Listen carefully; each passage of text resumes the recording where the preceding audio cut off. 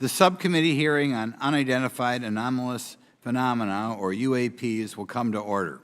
Welcome, everyone.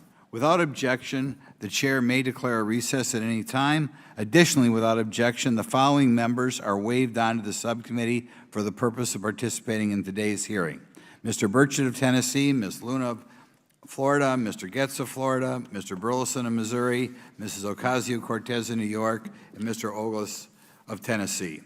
Without objection, so ordered.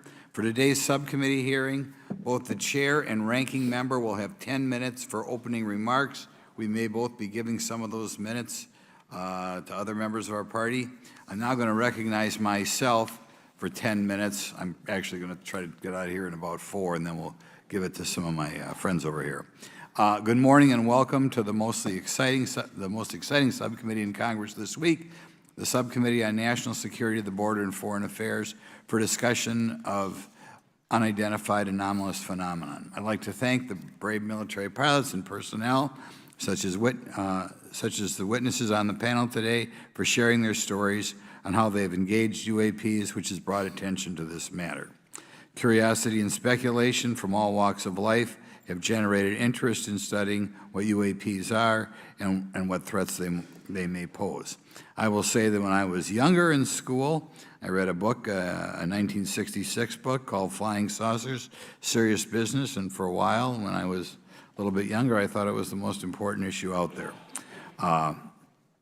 The lack of transparency regarding UAPs, which was one of the themes of that book,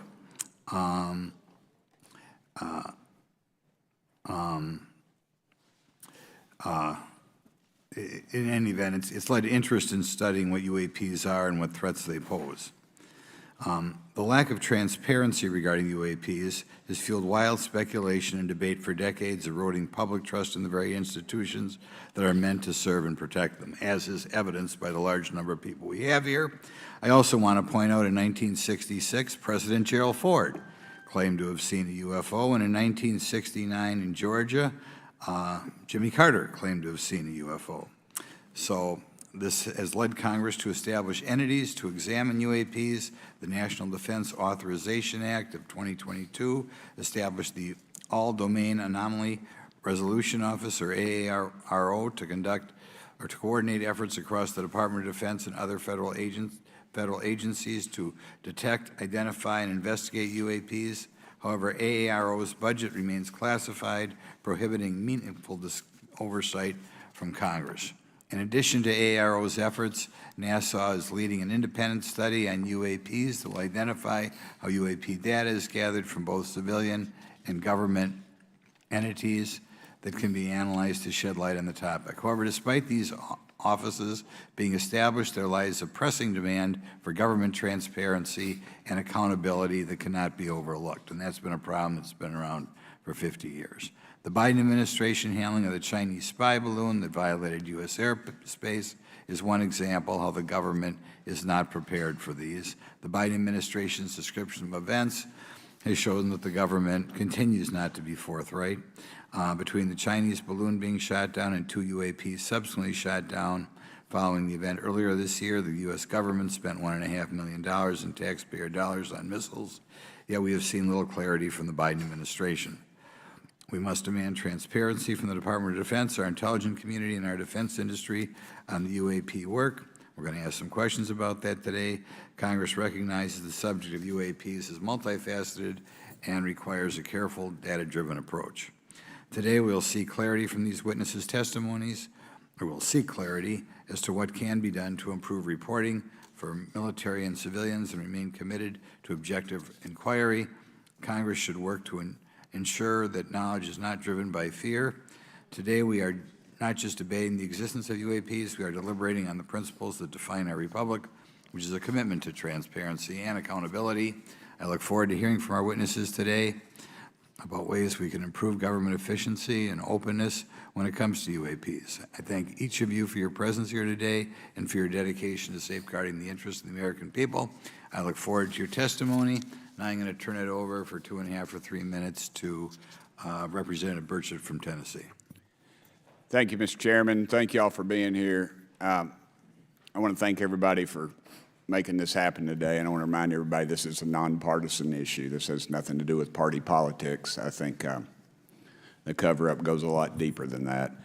I also want to thank my colleagues, Representative Anna Paulina Luna, sitting beside me here, Jared Moskowitz, my friend across the aisle, has an incredible mind, and I'm anxious to hear his questions. My buddy Eric Burleson, and it's not in my notes here, but Matt Gates. If it hadn't been for Matt Gates, myself, him, and Luna would still be down at Eglin Air Force Base trying to get some answers.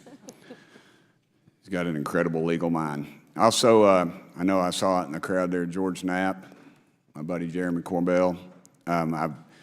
They're not witnesses, but they've provided some statements on this subject, and I seek unanimous consent to enter those statements into the record, Mr. Chairman. Without objection. Also, would like to enter in, I understand now that this is unclassified and it's public record, but as we all know, that's sometimes difficult for the public to get a hold of. A report, Defense Intelligence reference documents, advanced space propulsion based on vacuum, space-time metric engineering, some light reading for some of our members. Without objection. Thank you. Mr. Knapp wrote, since 1969, the position of our military has been that UFOs pose no threat to national security and are not worthy of further study. I'd say that's the biggest understatement of the decade. He also goes on to talk about the dismissive attitude. It's at odds with what was revealed in documents, reports, and internal memos. And Mr. Cabral says, as he writes these words, the UFO is emerging as a major topic of global importance. I can state that as a fact. Out there, I met a fellow who came in here all the way from Denmark to be here for this meeting. So this is huge. This is worldwide.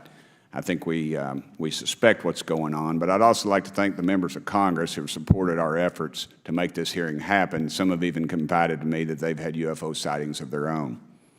Those members, of course, some of them wish to remain anonymous, and I'll keep it that way. But also, finally, I'd like to thank these three brave witnesses here. They took an oath. They took an oath to uphold the Constitution of the United States, and dadgummit, they're doing it.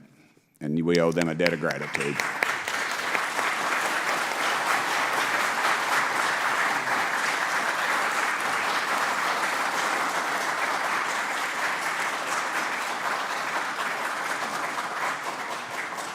Y'all quit clapping. You're cutting in on my time. Just kidding. These folks, they've got nothing to gain from this, and I think you're going to find out that they've endured quite a few slings and arrows. We need to remember them in our prayers and their families. And I'm thankful to them for their honest testimonies. They have done interviews and appeared in documentaries like Accidental Truth to get their stories out there, and now they are all here to testify under oath for Congress. It's been so difficult to get here today. I've said, in the Baptist church, we'd say that the devil's in our way. And the devil has been in our way through this thing. We've run into roadblocks from members, from the intelligence community, the Pentagon. I proposed legislation to go in the FAA reauthorization that just said if an airline pilot has a sighting, that when he makes that report to the FAA, that it would come to Congress. But I was told that the intelligence community did not like that, and the amendment was not even heard in committee. I think it's time for this country to take back our country. We need to tell the folks at the Pentagon they work for us. Dadgummit, we don't work for them. And that's exactly the point. This is an issue of government transparency. We can't trust a government that does not trust its people. We're not bringing little green men or flying saucers into the hearing. Sorry to disappoint about half y'all. We're just going to get to the facts. We're going to uncover the cover-up, and I hope this is just the beginning of many more hearings and more people coming forward about this. And I yield back the remainder of my time. I think, is it to Representative Luna, Mr. Chairman, or is that? Yeah, we'll call Ms. Luna for her statement. The circumstances surrounding UAPs has captivated the attention of the American people for decades, ingrained in even the minds of our nation's leaders from Jimmy Carter to Barack Obama, Hillary Clinton to Donald Trump, Marco Rubio to Chuck Schumer, John Radcliffe to National Security Council officials.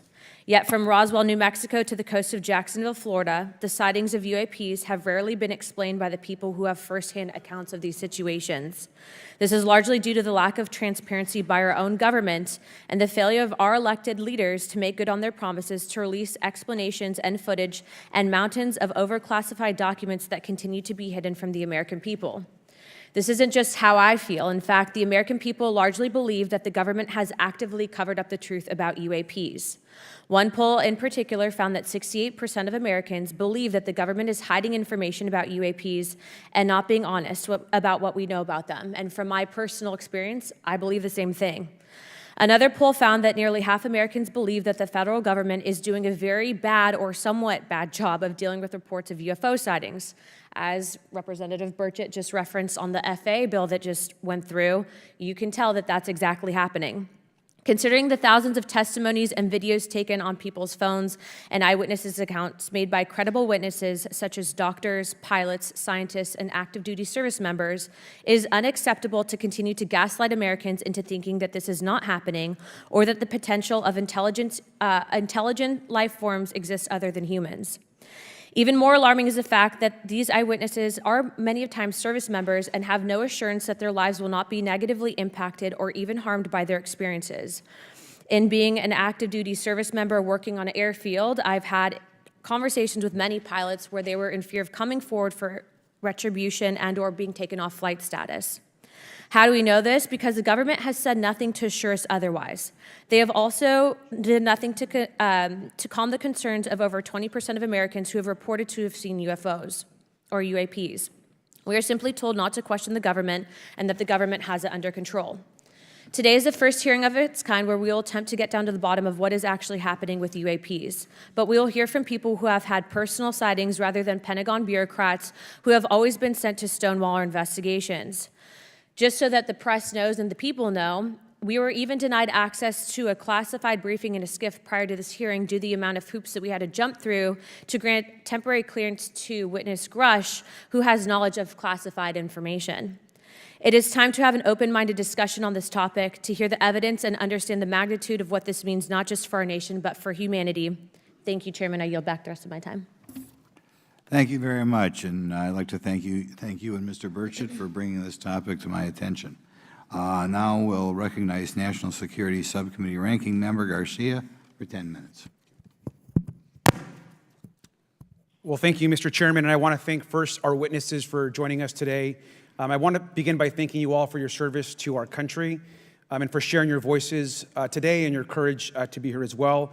To Mr. Graves, particularly grateful to you to spend some time that we had for you to share with candor some of your experiences, so I appreciate that as well. I do want to thank all the members of our subcommittee today and also those that are here and have waved on for their incredible interest in this issue, particularly to Congressman Burchett. I know that your leadership has brought us to this place today, and I want to thank you for that, as well as everyone else that's been engaged in this work. I also want to thank the oversight staff, who I know has been working very hard to ensure that today's hearing is serious, that it's transparent, and that it also provides appropriate answers, as our oversight body always demands.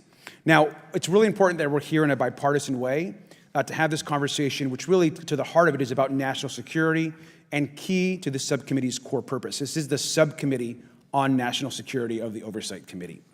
Now, our witnesses will testify today that UAPs have posed a serious safety threat, and we must understand this. More broadly, we're dealing with real questions that get to the heart of our faith in government. Faith in our institutions, as we all know, is at an all-time low.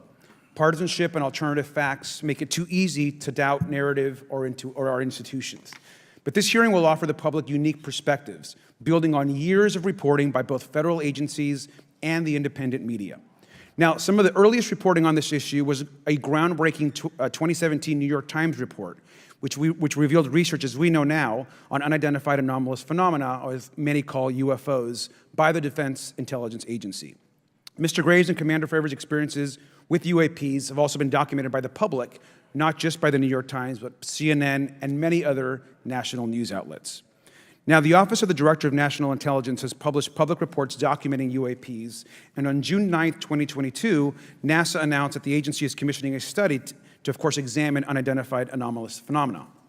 Now, the sheer number of reports, whistleblowers, and stories of unidentified anomalous phenomena should raise real questions and warrant investigation and oversight, and that's why we are here today. Now, pilots have reported encounters for years. Now, because of the stigma around reporting these incidents, we still don't have a complete picture of actually what's going on, particularly as our witnesses will testify on the civilian side, and that is a real problem that we have today in the country.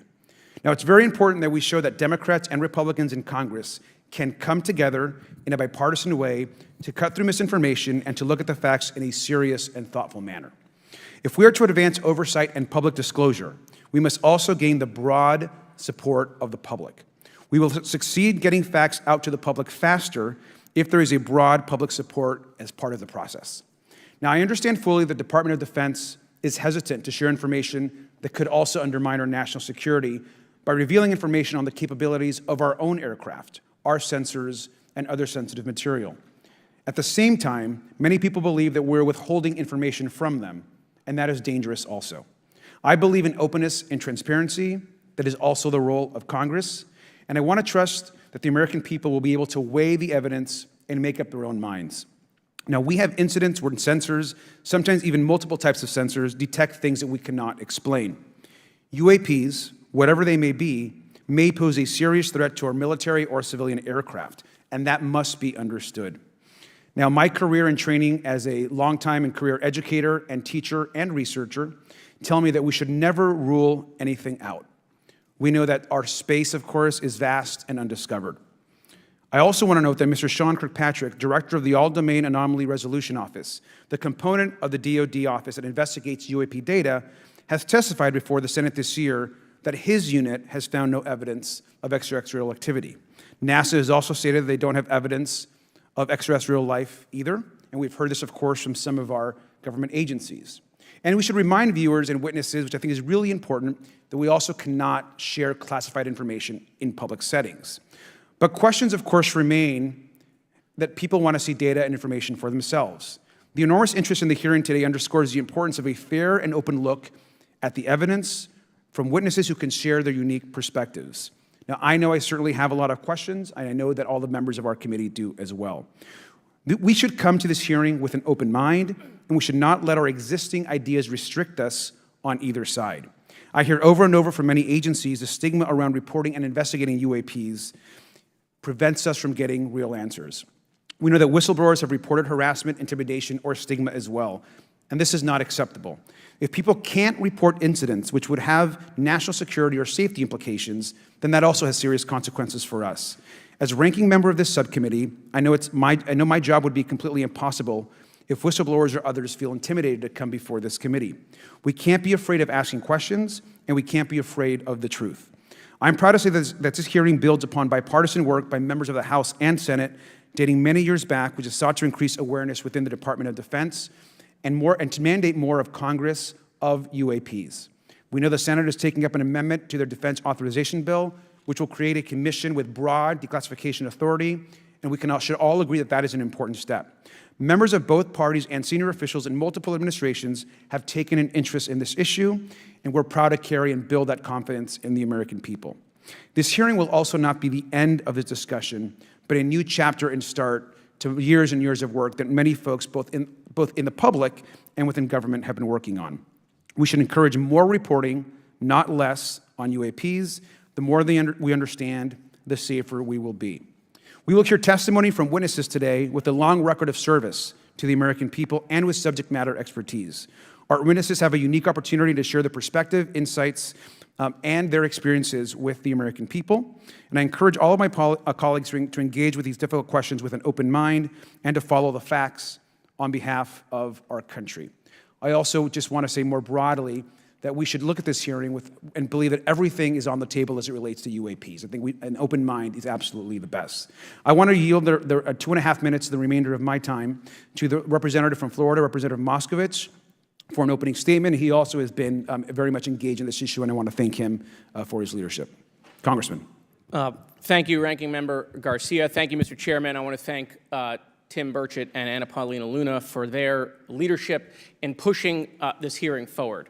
I want to thank, obviously, committee staff and their staff working on this on a bipartisan basis because many Americans are deeply interested in this issue, and it shouldn't take the potential of non-human origin to bring us together.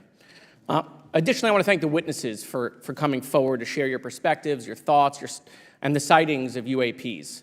Unlike other hearings many times in Congress, you're not here to help a political party, but you're here to share information with the American people.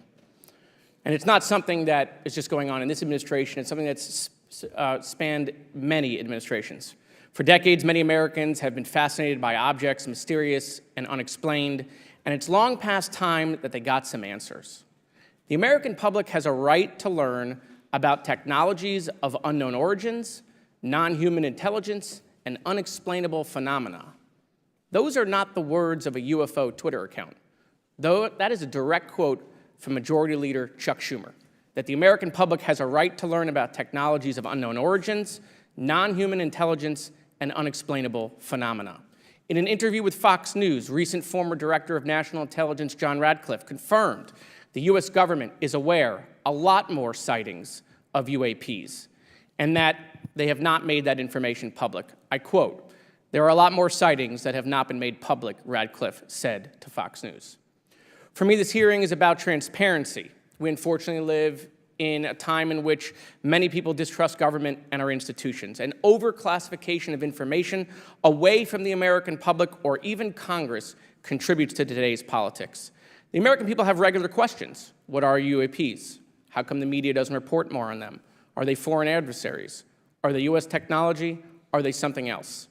They ask themselves, how come when a Russian jet shoots flares at one of our drones, we have perfect pictures and videos to show the American people and the world, but when it comes to UAPs, nothing?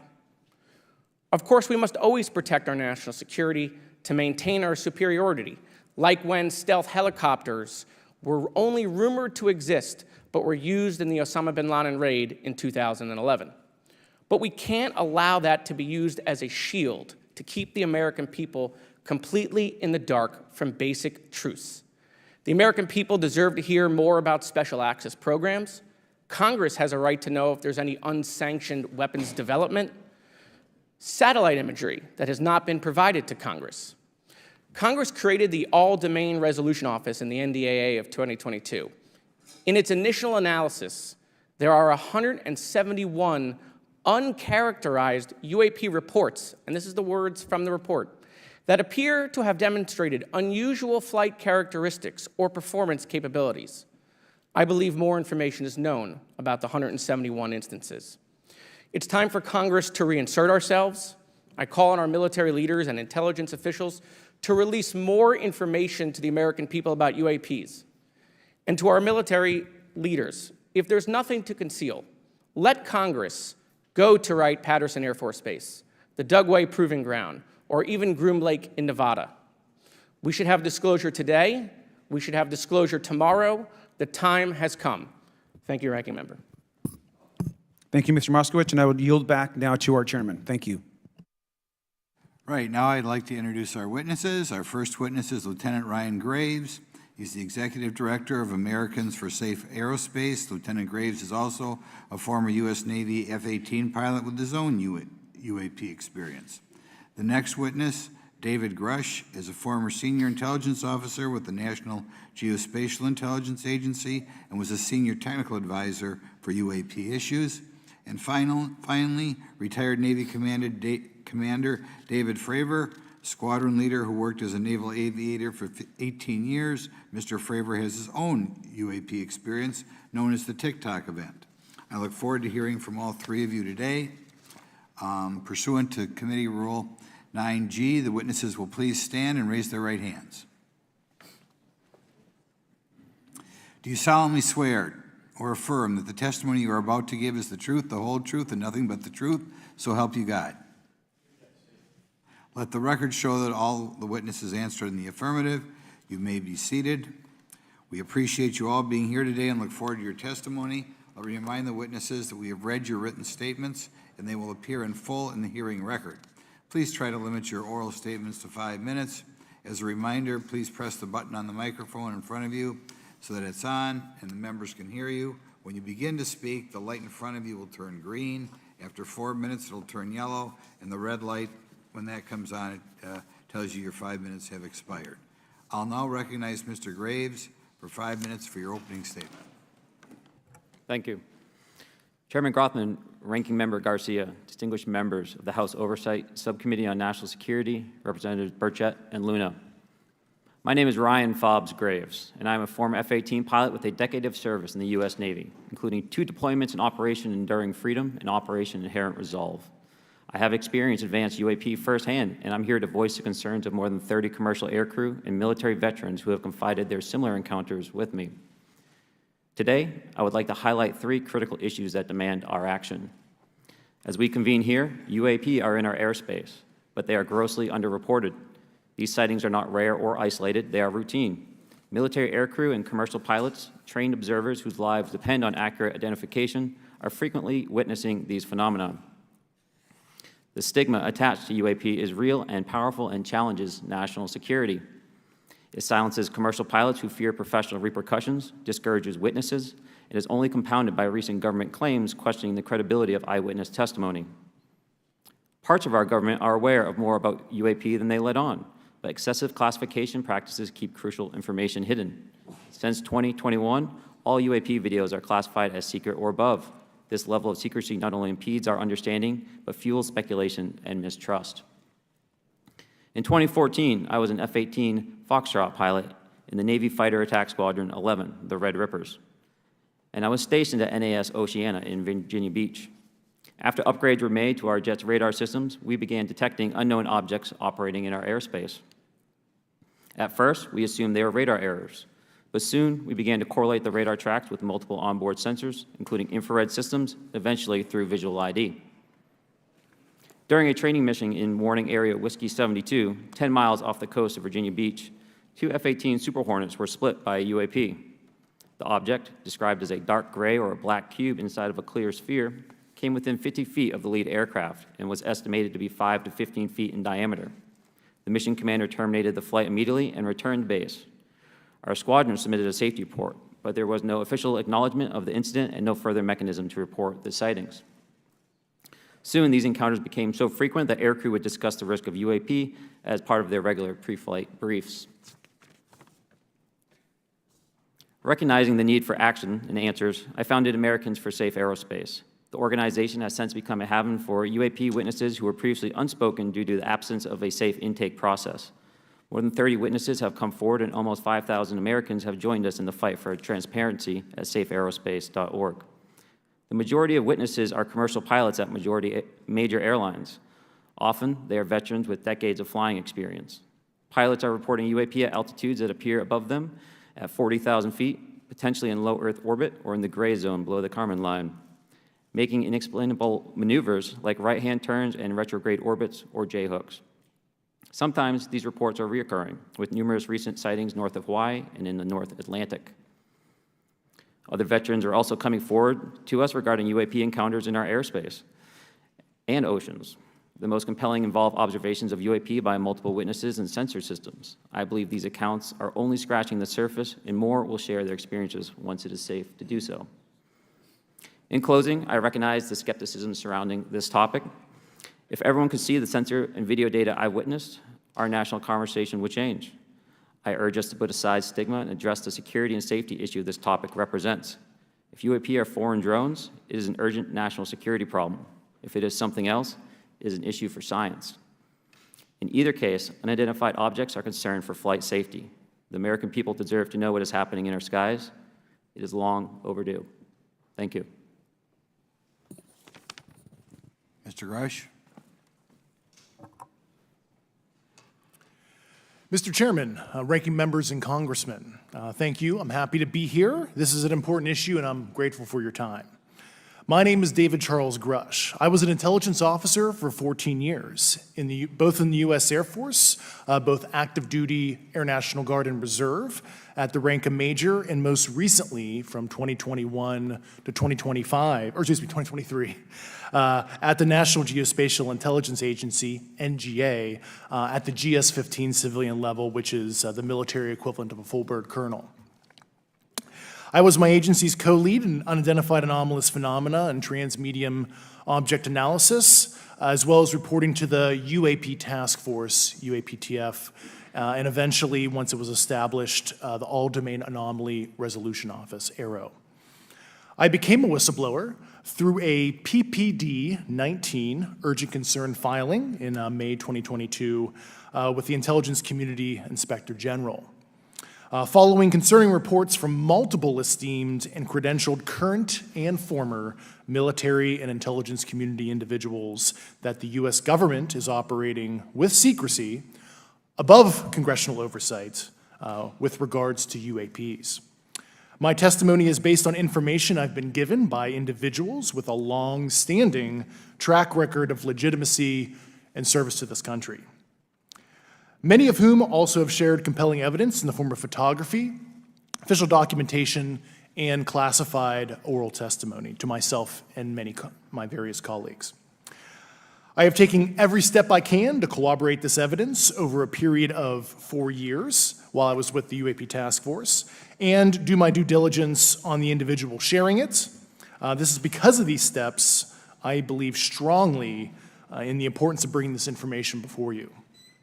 I am driven by a commitment of both to truth and transparency, rooted in our inherent duty to uphold the United States Constitution and protect the American people. I'm asking Congress to hold our government to this standard and thoroughly investigate these claims. But as I stand here under oath now, I am speaking to the facts as I've been told them. In the U.S. Air Force, in my National Reconnaissance Office, NRO, reservist capacity, I was a member of the UAP Task Force from 2019 to 2021. I served at the NRO Operations Center on the Director's Briefing staff, which included the coordination of the Presidential Daily Brief and supporting variety of contingency operations, which I was the Reserve Intelligence Division Chief backup. In 2019, the UAP Task Force Director asked me to identify all special access programs and controlled access programs, also known as SAPs and CAPs, we needed to satisfy our congressionally mandated mission, and we were direct report at the time to the DepSecDef. At the time, due to my extensive executive level intelligence support duties, I was cleared to literally all relevant compartments and in a position of extreme trust, both in my military and civilian capacities. I was informed in the course of my official duties of a multi-decade UAP crash retrieval and reverse engineering program, to which I was denied access to those additional read-ons when I requested it.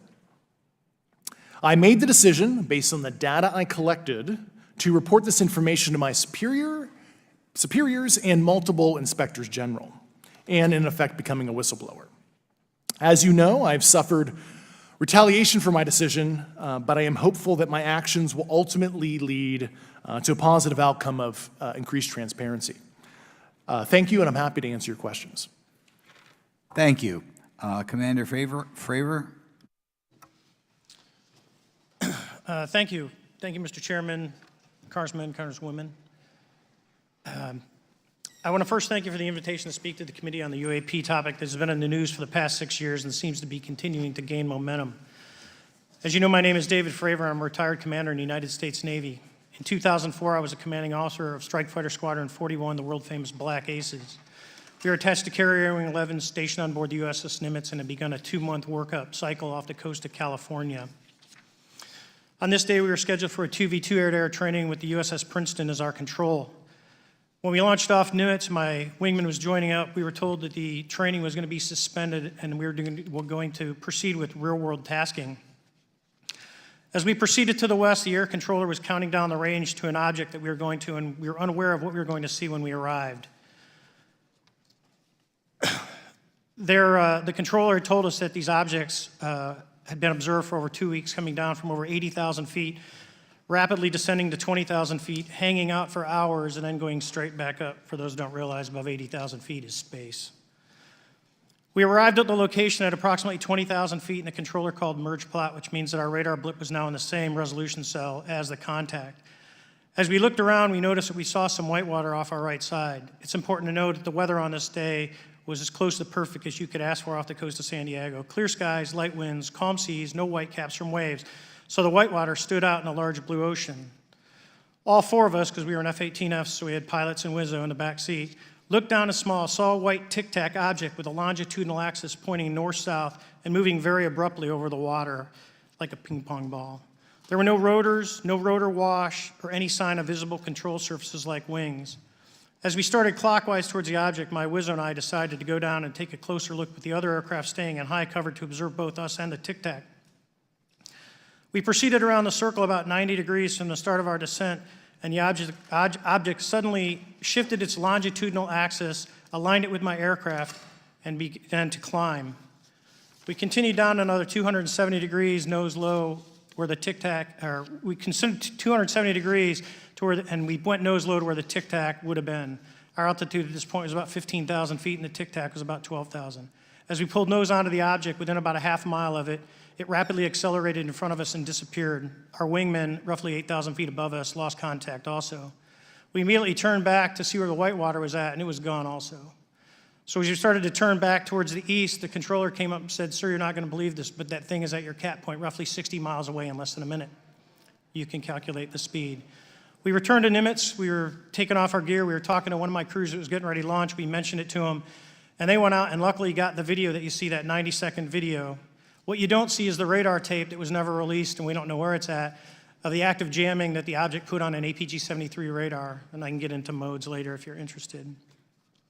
What is shocking to us is that the incident was never investigated. None of my crew were ever questioned. Tapes were never taken, and after a couple days, it turned into a great story with friends. It wasn't until 2009 until Jay Stratton had contacted me to investigate. Unbeknownst to all, he was part of the ATIP program in the Pentagon led by Lou Elizondo. And there was an official report that came out that's now on the internet. Years later, I was contacted by the other pilot, Alex Dietrich, and asked if I'd been contacted, and I said no, but I'm willing to talk. I was contacted by Mr. Elizondo, and we talked for a short period of time, and he said we'd be in contact.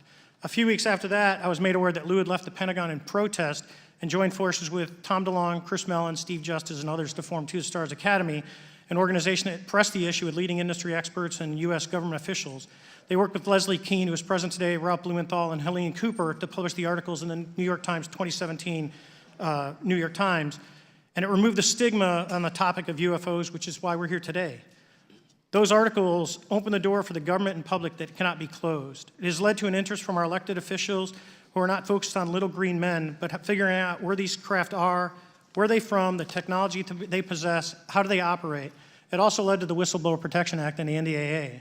There are multiple witnesses coming forward to say that have firsthand knowledge, and Mr. Grusch just covered that. What concerns me is that there's no oversight from our elected officials on anything associated with our government processing or working on craft.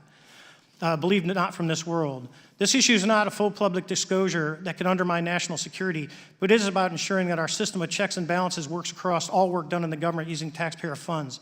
Relative to government programs, even unacknowledged WAVE programs have some level of oversight by the appropriate committee members in the House and Senate, and this work that is said to be occurring from whistleblower testimonies should not be exempt.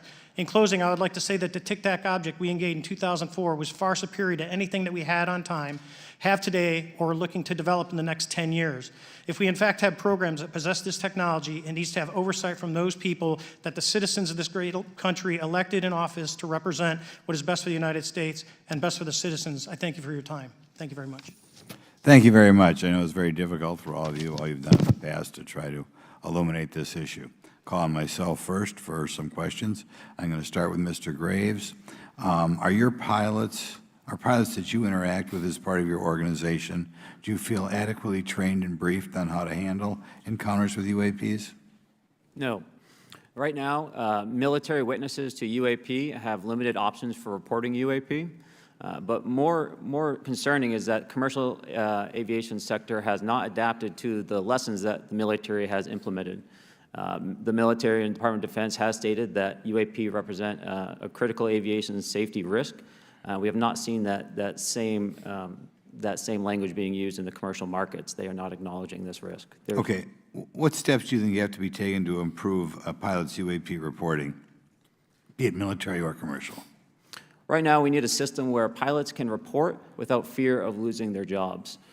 There is a fear that the stigma associated with this topic is going to lead to professional repercussions, either through management or perhaps through their yearly physical check. So having a secure system, reducing the stigma, and making this information available through the public is going to reduce the concerns that aircrew have. Could you just give me a little idea of the degree to which reports in the past are not made public right now? Well, I don't think there has been a proper reporting system to gather those reports and thus not report them. So to answer your question, I think there is a dearth of data due to the fact that the reporting has been limited up to this time. Could you tell me why you believe it's, kind of to play the devil's advocate, a reason why some of this stuff should not be available to the public?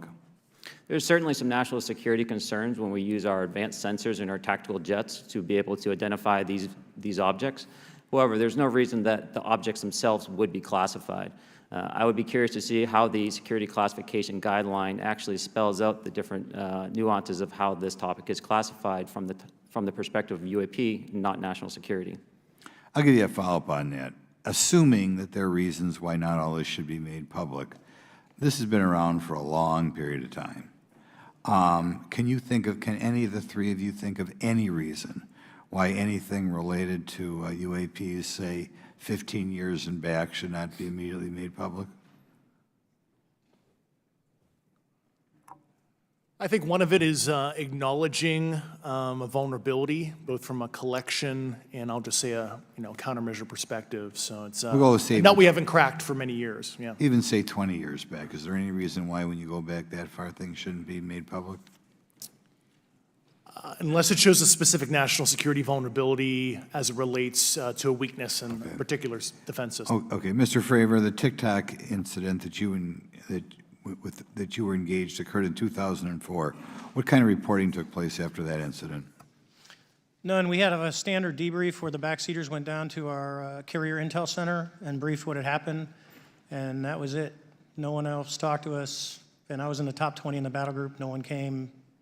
The captain was aware, the admiral was aware, nothing was done. Did your commanding officers provide any sort of justification? No, because I was the commanding officer of the Okay. squadron, so no.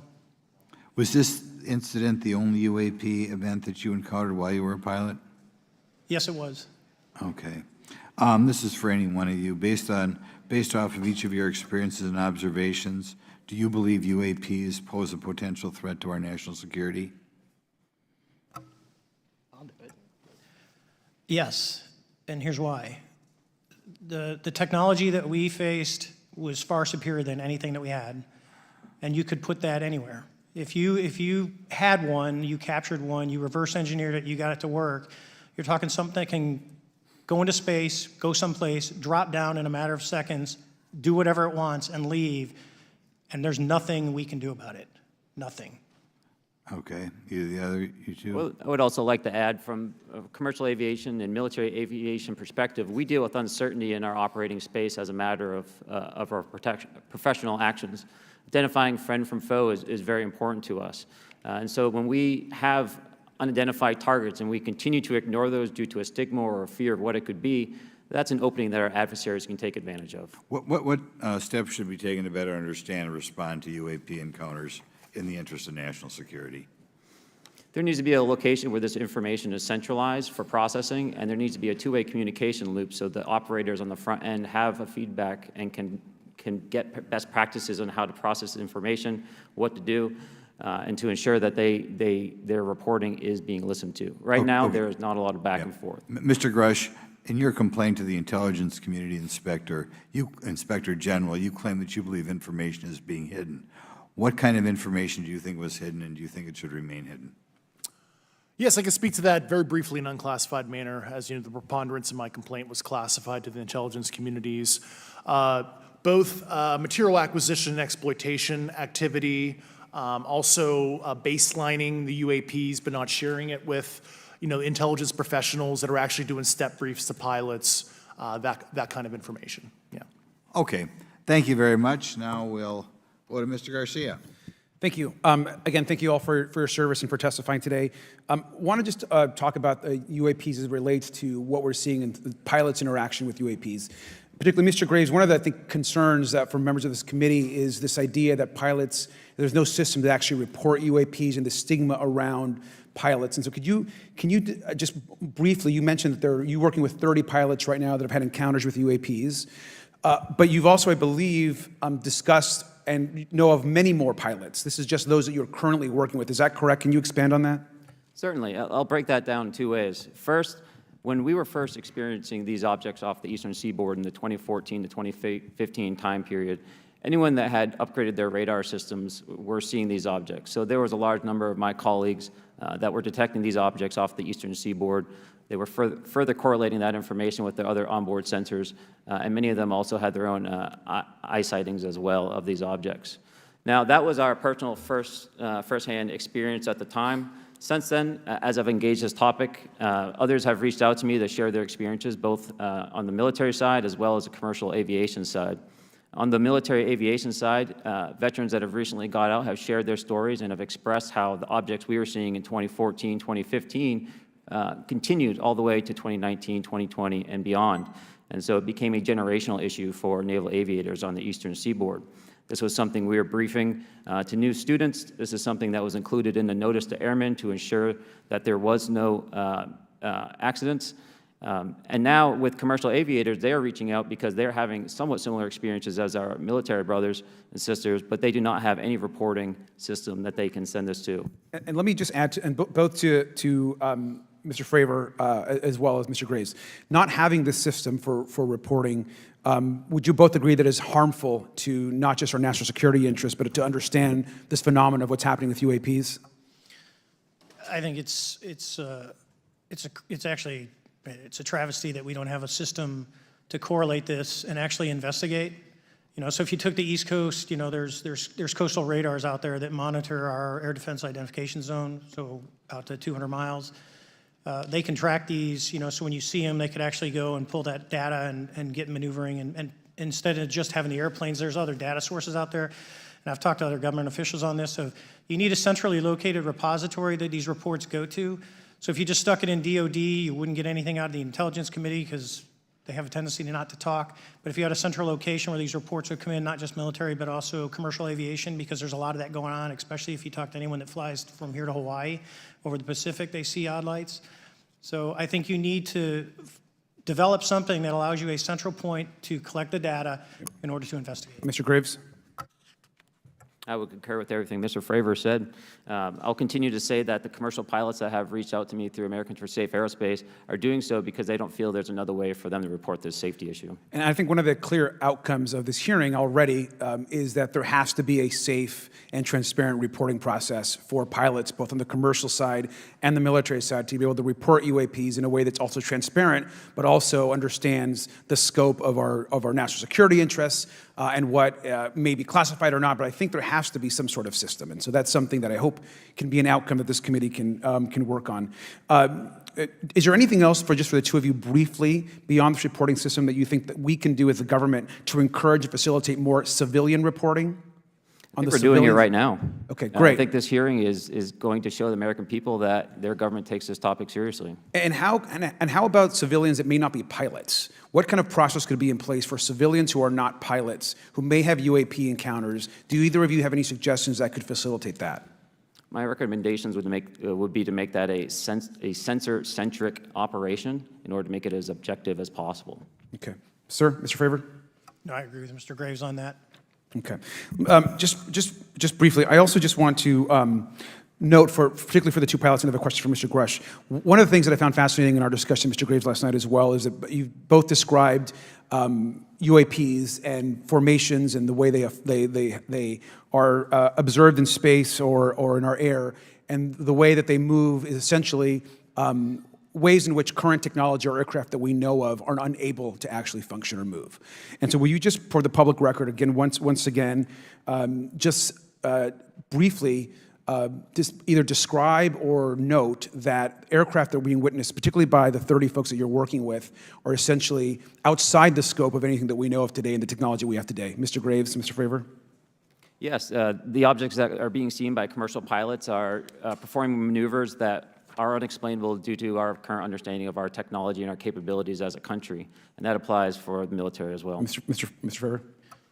Yeah, I concur with that. We have nothing that can stop in midair and go the other direction, nor do we have anything that can, like in our situation, come down from space, hang out for 3 hours, and go back up. Thank you. My last question, and sometimes I know that you have also said some of these answers in the past, but we're trying to get them on the public record as well, which is really important.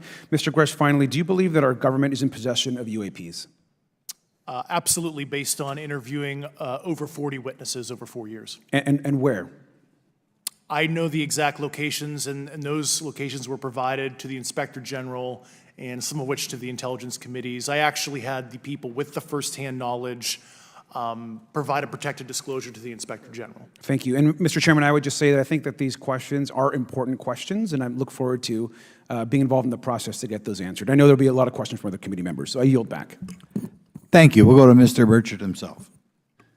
Thank you, Mr. Chairman. Thank you, Mr. Garcia. I would like to have you on my legislation to do just that on the reporting, and we'll get together on that. Maybe you can be my co-sponsor on that. That'd be really cool. Thank you for those great questions. Mr. Graves, again, I'd like to know, how do you know that these were not our aircraft?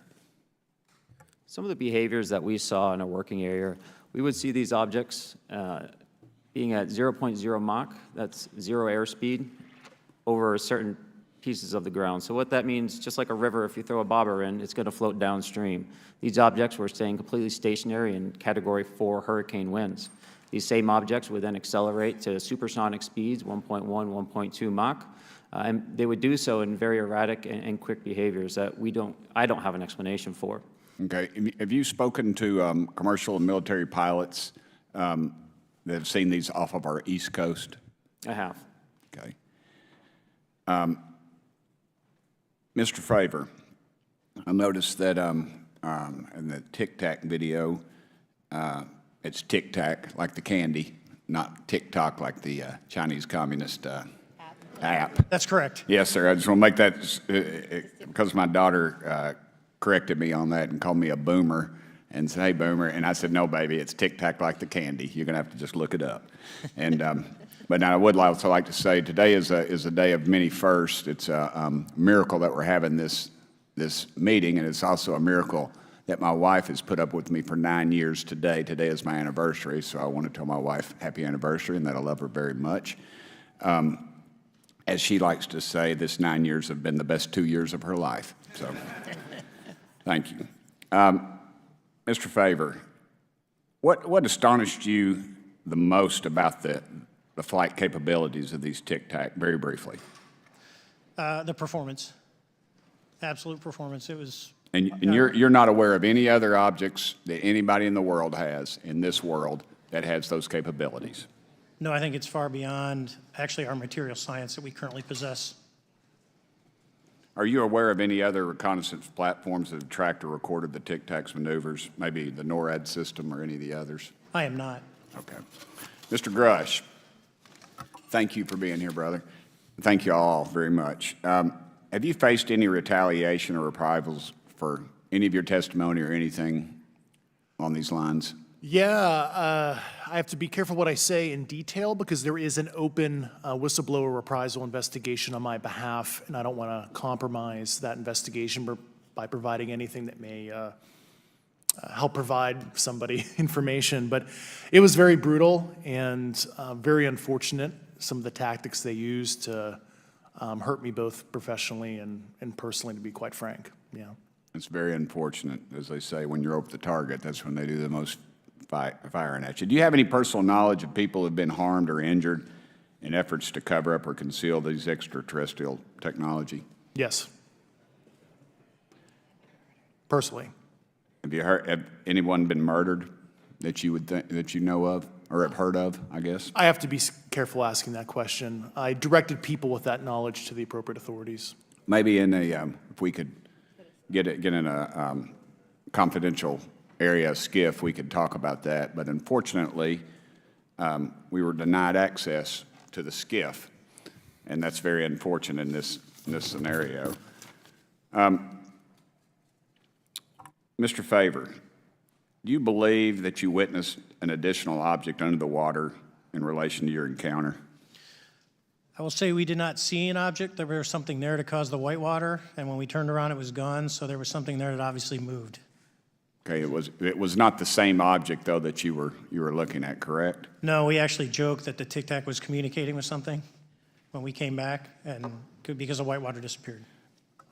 We were in another instance. We're told about the capabilities of a jamming during viewing of when there were some people chasing some of these objects. Did you experience any of that jamming or interrupting your radar or weapons system? My crew that launched after we landed experienced significant jamming to the APG-73 radar, which was what we had on board, which is a mechanically scanned, very high-end system prior to the APG-79. And yes, it did pretty much everything you could do: range, velocity, aspect, and then it spit the lock, and the targeting pod is passive. That's what we were able to get the video on. I'm about to run out of time, but are you aware of any of our enemies that have that capability? No. Okay, I would also like to note for the record that, like George Knapp, breaking Area 51, he's the reason I knew about that, and the reason I know about the Tic Tacs is Leslie Keene from New York Times article, and I would encourage everybody to read that. Thank you, Mr. Chairman. I yield back to you for no time. Very good. Mr. Raskin? Thank you, Mr. Chairman. Mr. Graves, you reported UAP encounters during training flights, I think, and have since come forward to warn the Pentagon that these encounters may be putting pilots at risk. My first question is, you've identified these as taking place on the East Coast. Is it just on the East Coast where these encounters have been reported? No. Since the events initially occurred, I've learned that the objects have been detected essentially where all operations, Navy operations, are being conducted across the world. And that's from the Ultimate Anomaly Resolutions Office reporting. All right, can you describe your experience after you decided to come forward and go public with your experience? Certainly. Like many others, in 2017, I saw the New York Times article come out as well. And for me, it was special because I recognized the voices on the video. I recognized the video itself. I had seen it when it was taken. I seen it when it was debriefed. And so that was kind of shook me because I realized that this problem was still ongoing. And so I reached out to colleagues back on the East Coast and realized that this was still a safety risk that they were dealing with, that they had essentially hit a wall with how they could move forward on this conversation. It was at that point when I decided to try to move the conversation forward myself. Are there common characteristics to the UAPs that have been cited by different pilots, and can you describe what the convergence of descriptions is? Certainly.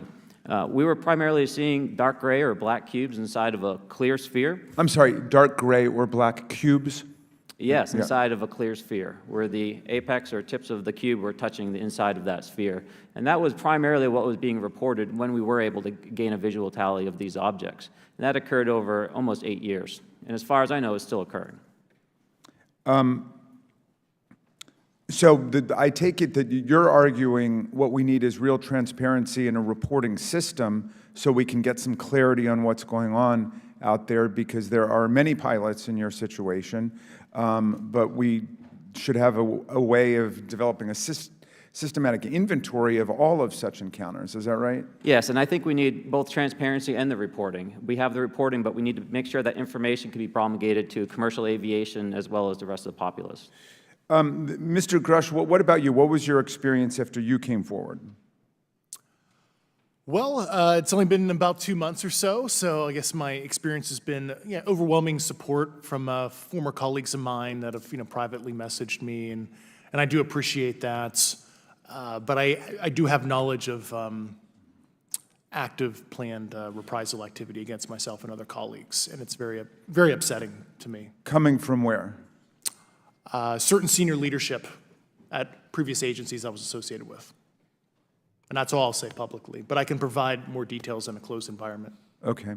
Well, I hope you understand that there would be bipartisan rejection of any attempt to vilify, demonize, or engage in other reprisals against our witnesses and people who are telling the truth from their perspective. Yeah, there were certain colleagues of mine that were brutally administratively attacked, and it actually makes me very upset as a leader to see that happen to other coworkers and actually superiors of mine over the last 3 years. How do you account for that response? That seems like a bizarre response. I call it administrative terrorism. That's their quiver, their tool in the toolbox to silence people, especially the career government service cares about their career, cares about their clearance, their reputation to climb the ladder. And when you threaten that float, career path, a lot of people back off. But I'm here to represent those people, so. Mr. Fravor, what about you?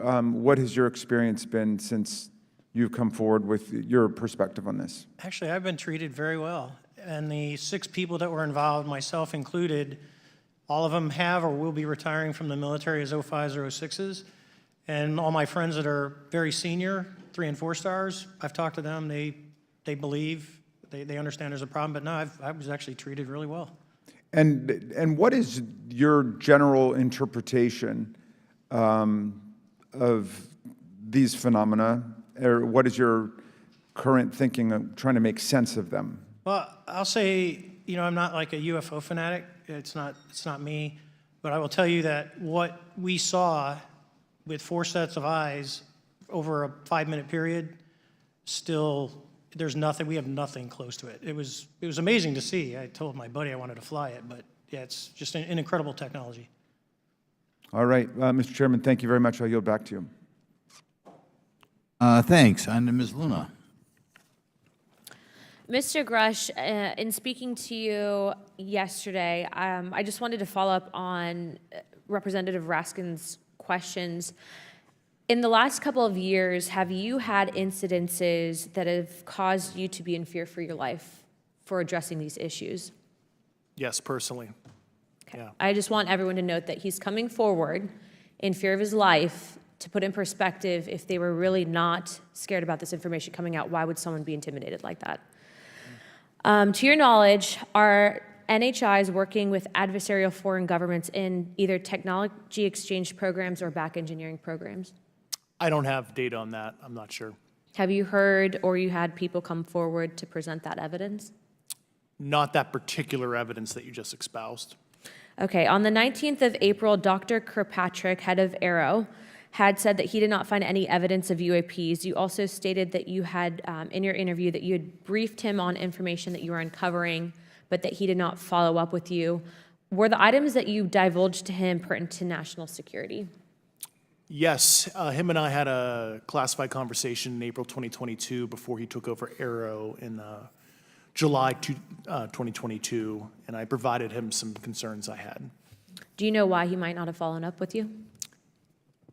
Unfortunately, I cannot read his mind. I wish he did. I was happy to give sage counsel to him on where to look when he took the helm of Aero.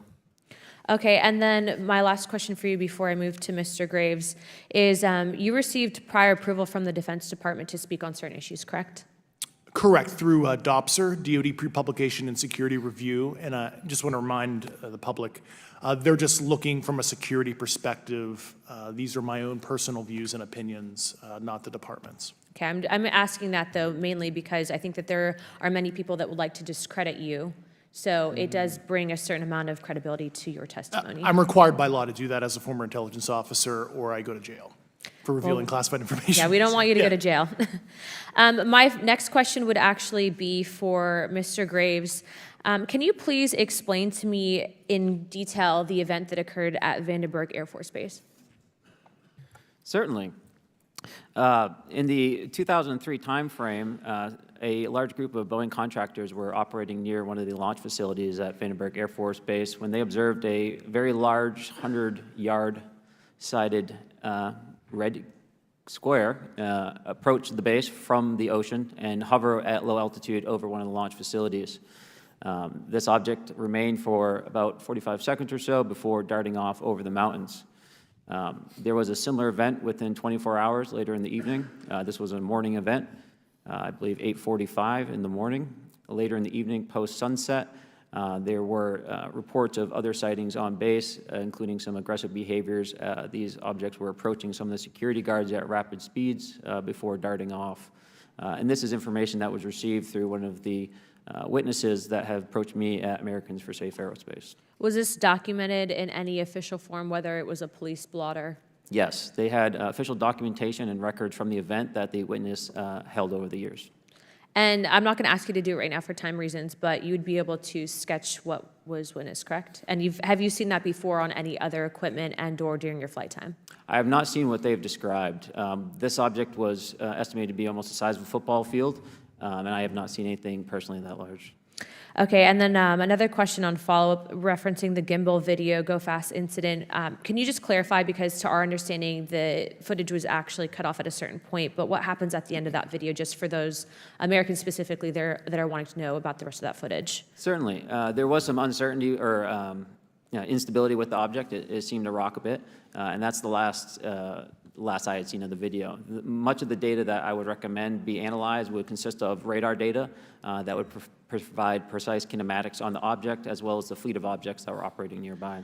Okay, and follow-up, in regards to the reporting procedures that Mr. Garcia had addressed on, as well as Representative Burchett, with the FAA, to your understanding, pilots that are seeing this, commercial airline pilots, are they receiving cease and desist letters from corporations for coming forward with information in regards to safety for potential airline passengers? I have been made privy to conversations with commercial aviators who have received cease and desist orders. So the American public should know that corporations are putting their own reputations on the not the line, but ahead of the safety of the American people. And I think, would you agree with that statement? It appears so.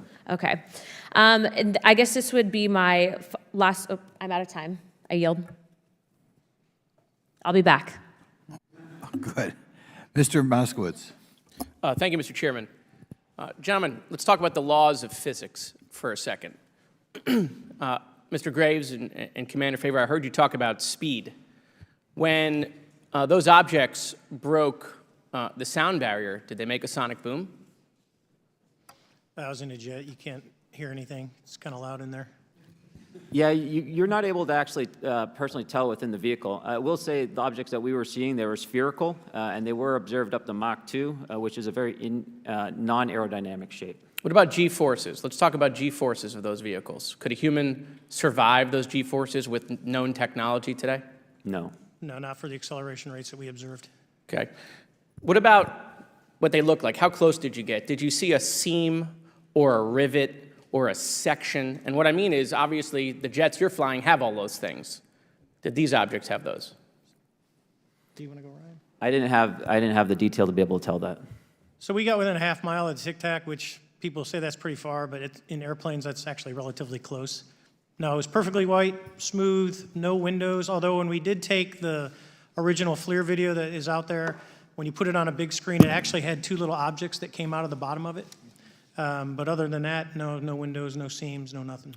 Mr. Grusch, as a result of your previous government work, have you met with people with direct knowledge or have direct knowledge yourself of non-human origin craft? Yes, I personally interviewed those individuals. Mr. Grusch, as a result of your previous government work, have you met with people with direct knowledge or have direct knowledge yourself about ATs, advanced technologies that the U.S. government has? Based on conventional advanced tech, I was briefed to the preponderance of the Defense Department's both space and aerospace compartmented programs, yeah. Do you have knowledge or do you have reason to believe that there are programs in the advanced tech space that are unsanctioned? Yes, I do. Okay. Yeah. And when you say that they're above congressional oversight, what do you mean? Complicated question. So there's, some, I would call it abuse here. So congressional oversight of conventional special access programs, so I'll use Title 10, so DOD as an example, right? So 10 U.S. Code Section 119 discusses congressional oversight of SAPs, discusses the DepSecDef's ability to waive congressional reporting. However, the Gang of Eight is at least supposed to be notified if a waived or waive bigoted unacknowledged SAP is created, and that's public law. Well, so that how does, I mean, I don't want to cut you off, but Yeah. how does a program like that get funded? I will give you generalities. I can get very specific in a closed session, but misappropriation of funds and Does that mean self-fund. that there is money in the budget that is said to go to a program, but it doesn't, and it goes to something else? Yes, I have specific knowledge of that. Yep. Do you think U.S. corporations are overcharging for certain tech they're selling to the U.S. government, and that additional money is going to programs? Correct, through something called IRAD. Okay. Satellite imagery. Let's talk about satellite imagery. We have satellites all over the place, some that we're aware of and many that we're not aware of, right? We're taking pictures of everything at every point and second. Mr. Grusch, are you aware, do you have direct knowledge, or have you talked to people with direct knowledge that there are satellite imagery of these events? That was one of my primary tasks at NGA, since we process, exploit, and disseminate that kind of information. I've seen multiple cases, some of which, to my understanding, and of course, I left NGA in April, so that's my information cutoff date. But I personally reviewed both what we call overhead collection and from other strategic and tactical platforms that I could not even explain prosaically. And I have a degree in physics, by the way, as well. And I am aware that you guys have not seen these reports, unfortunately. And I don't know why. Do you have direct knowledge, or you had spoken to people with direct knowledge that this imagery applies to crash sites, crash imagery? I can't discuss that in an open session. Okay. Do you have any information that the U.S. government is involved in a disinformation campaign to deny the existence of certain UAPs? I can't go beyond what I've already stated publicly in my News Nation interview because it touches other sensitivities. Okay. I'll yield the balance of my time back. Thank you, Mr. Chairman.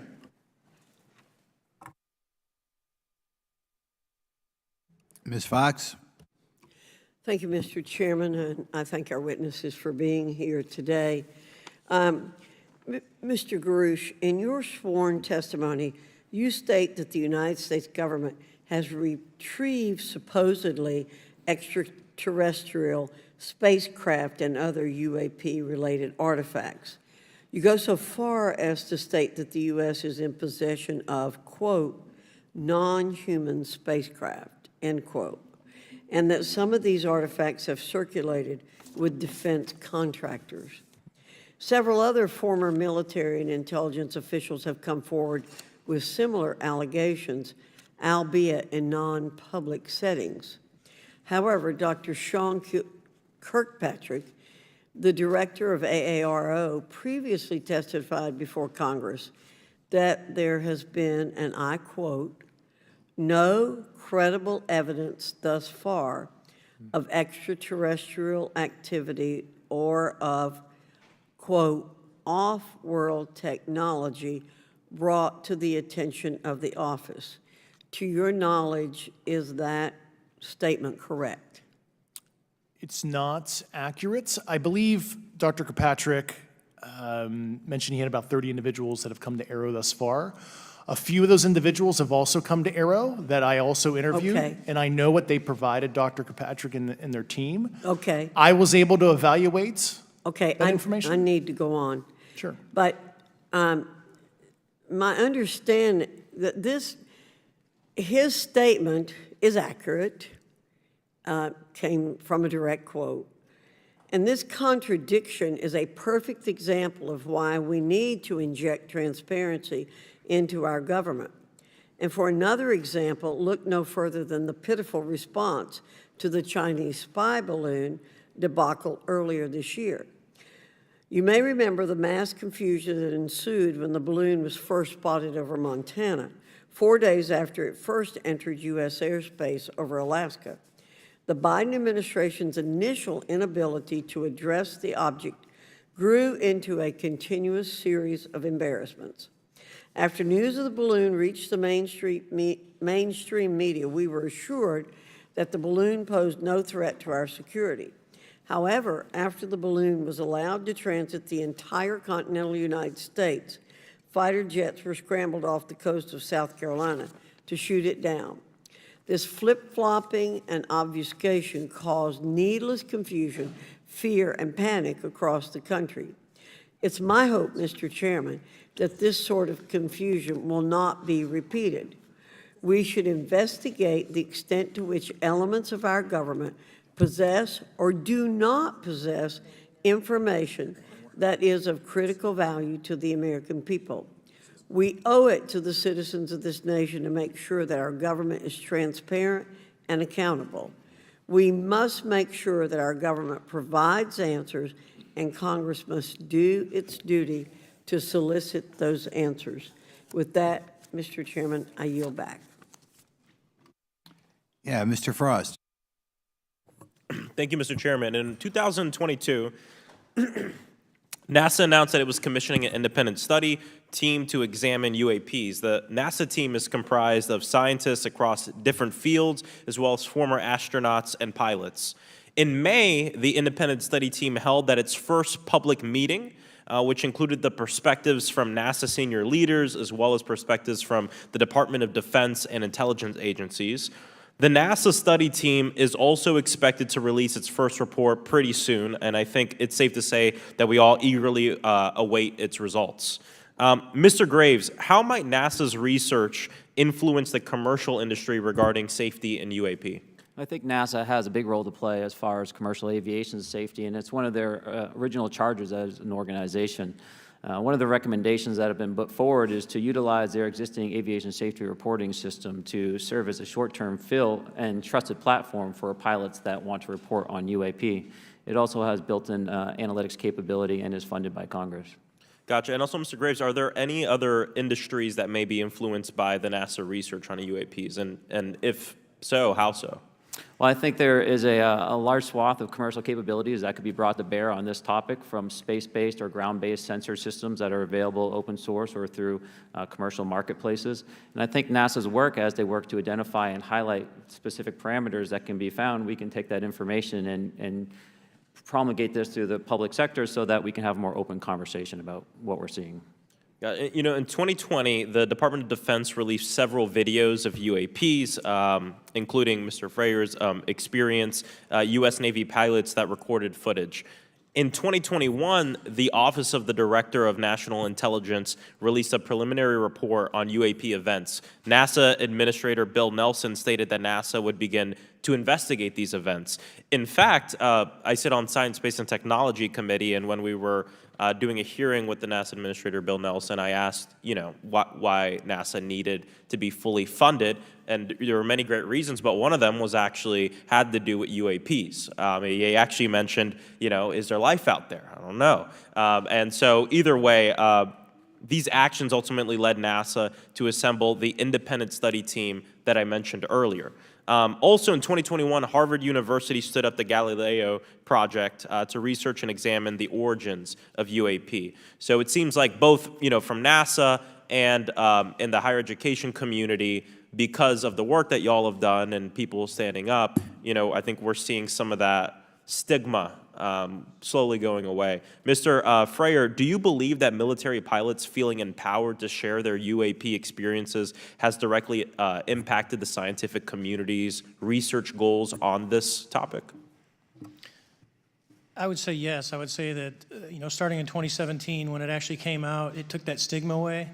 I mean, I've talked to multiple senators who said prior to that, if you'd have mentioned UAP, you'd have been laughed off the hill. And now we're sitting here today for a public testimony on what's actually going on. I'm hoping that this curve will be more of an exponential, and we'll get more and more transparent to the level that we can. Yeah, and I mean, it's important. I couldn't imagine, I'm not a pilot, but I used to fly gliders in Civil Air Patrol. Huh? Yeah, Pilot? I mean, and so either way, I mean, I couldn't imagine, being in the glider and seeing something, and then not feeling like I had the agency to talk about it. Mr. Graves, can you discuss the importance of seeking scientists to sit on your advisory board? Absolutely. I think ultimately this is going to be a scientific problem. And not only that, it's also an engineering problem. I've been working with the American Institute of Aeronautics and Astronautics to help them stand up a UAP integration committee to help integrate their engineering prowess into this problem. And so, yes, very much, I think this is an engineering and scientific problem as much as a national security problem. And how might Congress help to facilitate partnerships between the scientific community and the UAP focus groups within government? Well, I think one of the things they can do is to have these types of hearings to communicate to the public that this is a topic of interest. I think that there is a pseudo-market, if you will, of interested capabilities and talent that want to approach this topic, and we're seeing that start to grow now. So I think continued conversation, reduction of stigma is going to allow that to flourish and allow answers to help generate themselves. 100%. Well, thank you all for being here, and thank you for your work. I think it's important that we keep our top scientific minds focused on this issue and look for ways to increase collaboration. Thank you so much. I yield back. Mr. Comer. Thank you, Mr. Chairman. Let me say I want to thank you for having this hearing, and I want to thank Mr. Burchett, Ms. Luna for leading this hearing. And with that, I yield my 5 minutes to Mr. Burchett. Thank you, Mr. Chairman. I'm going to direct this, I believe, to Mr. Grusch, but if any of you all feel like you need to jump in, just jump right in. We're good. Has the U.S. government become aware of actual evidence of extraterrestrial, otherwise unexplained forms of intelligence? And if so, when do you think this first occurred? I like to use the term non-human. I don't like to denote origin. Keeps the aperture open, both scientifically. Certainly, like I've discussed publicly previously, 1930s. Okay.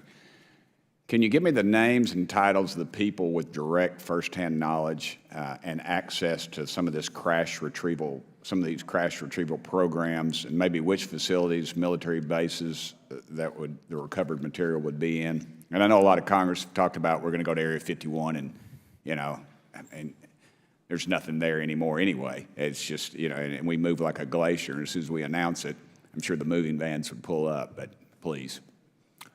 I can't discuss that publicly, but I did provide that information both to the Intel committees and the Inspector General. And we could get that in the SCIF if we were allowed to get in a SCIF with you. Would that be probably what you would think? Sure, if you had the appropriate accesses, yeah. What special access programs cover this information, and how is it possible that they have evaded oversight for so long?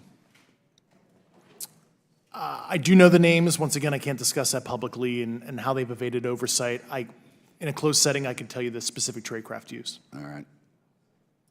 When do you think those programs began, and who authorized them?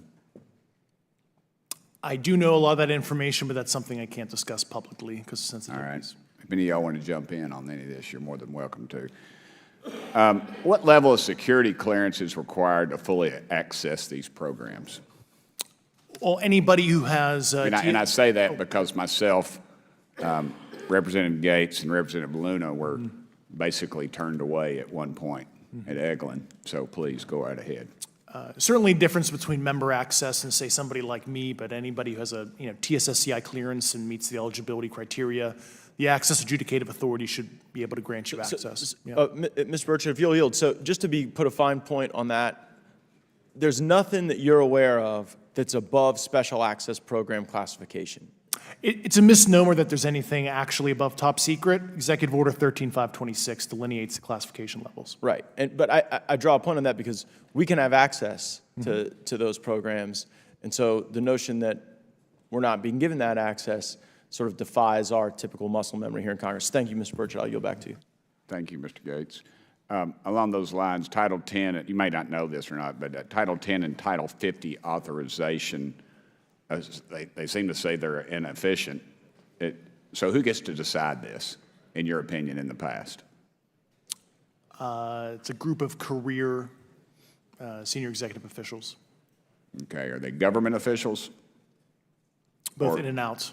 Do what? Both in and out of government, and that's about as far as I can go there. Yeah. All right, well, that leads to my next question. Which private corporations are directly involved in this program? How much taxpayer money has been invested in these programs, to your knowledge? I mean, we know we audit the Pentagon every year, and I've been here 5 years, and they failed the dadgum thing every year. They lose over $1 billion a year, we think, and I was told the Department of Defense maybe 60% of their assets are unaccounted for, whatever the heck that means. In the public sector, you go to jail for that kind of crap. So tell me. Yeah, I know when I'm $1 off of my DTS travel voucher, I get hammered, but it seems like it doesn't work the other way. If you sell over $600 worth of stuff on eBay now, you get a call from the IRS. So please, what corporations? Yeah, I don't know the specific metrics towards the end of your question. The specific corporations I did provide to the committees in specific divisions, and I spent 11 and a half hours with both Intel committees. So. Okay, has there been an active U.S. government disinformation campaign to deny the existence of unidentified aerial phenomena, and if so, why? I can't go beyond what I've already espoused publicly about that.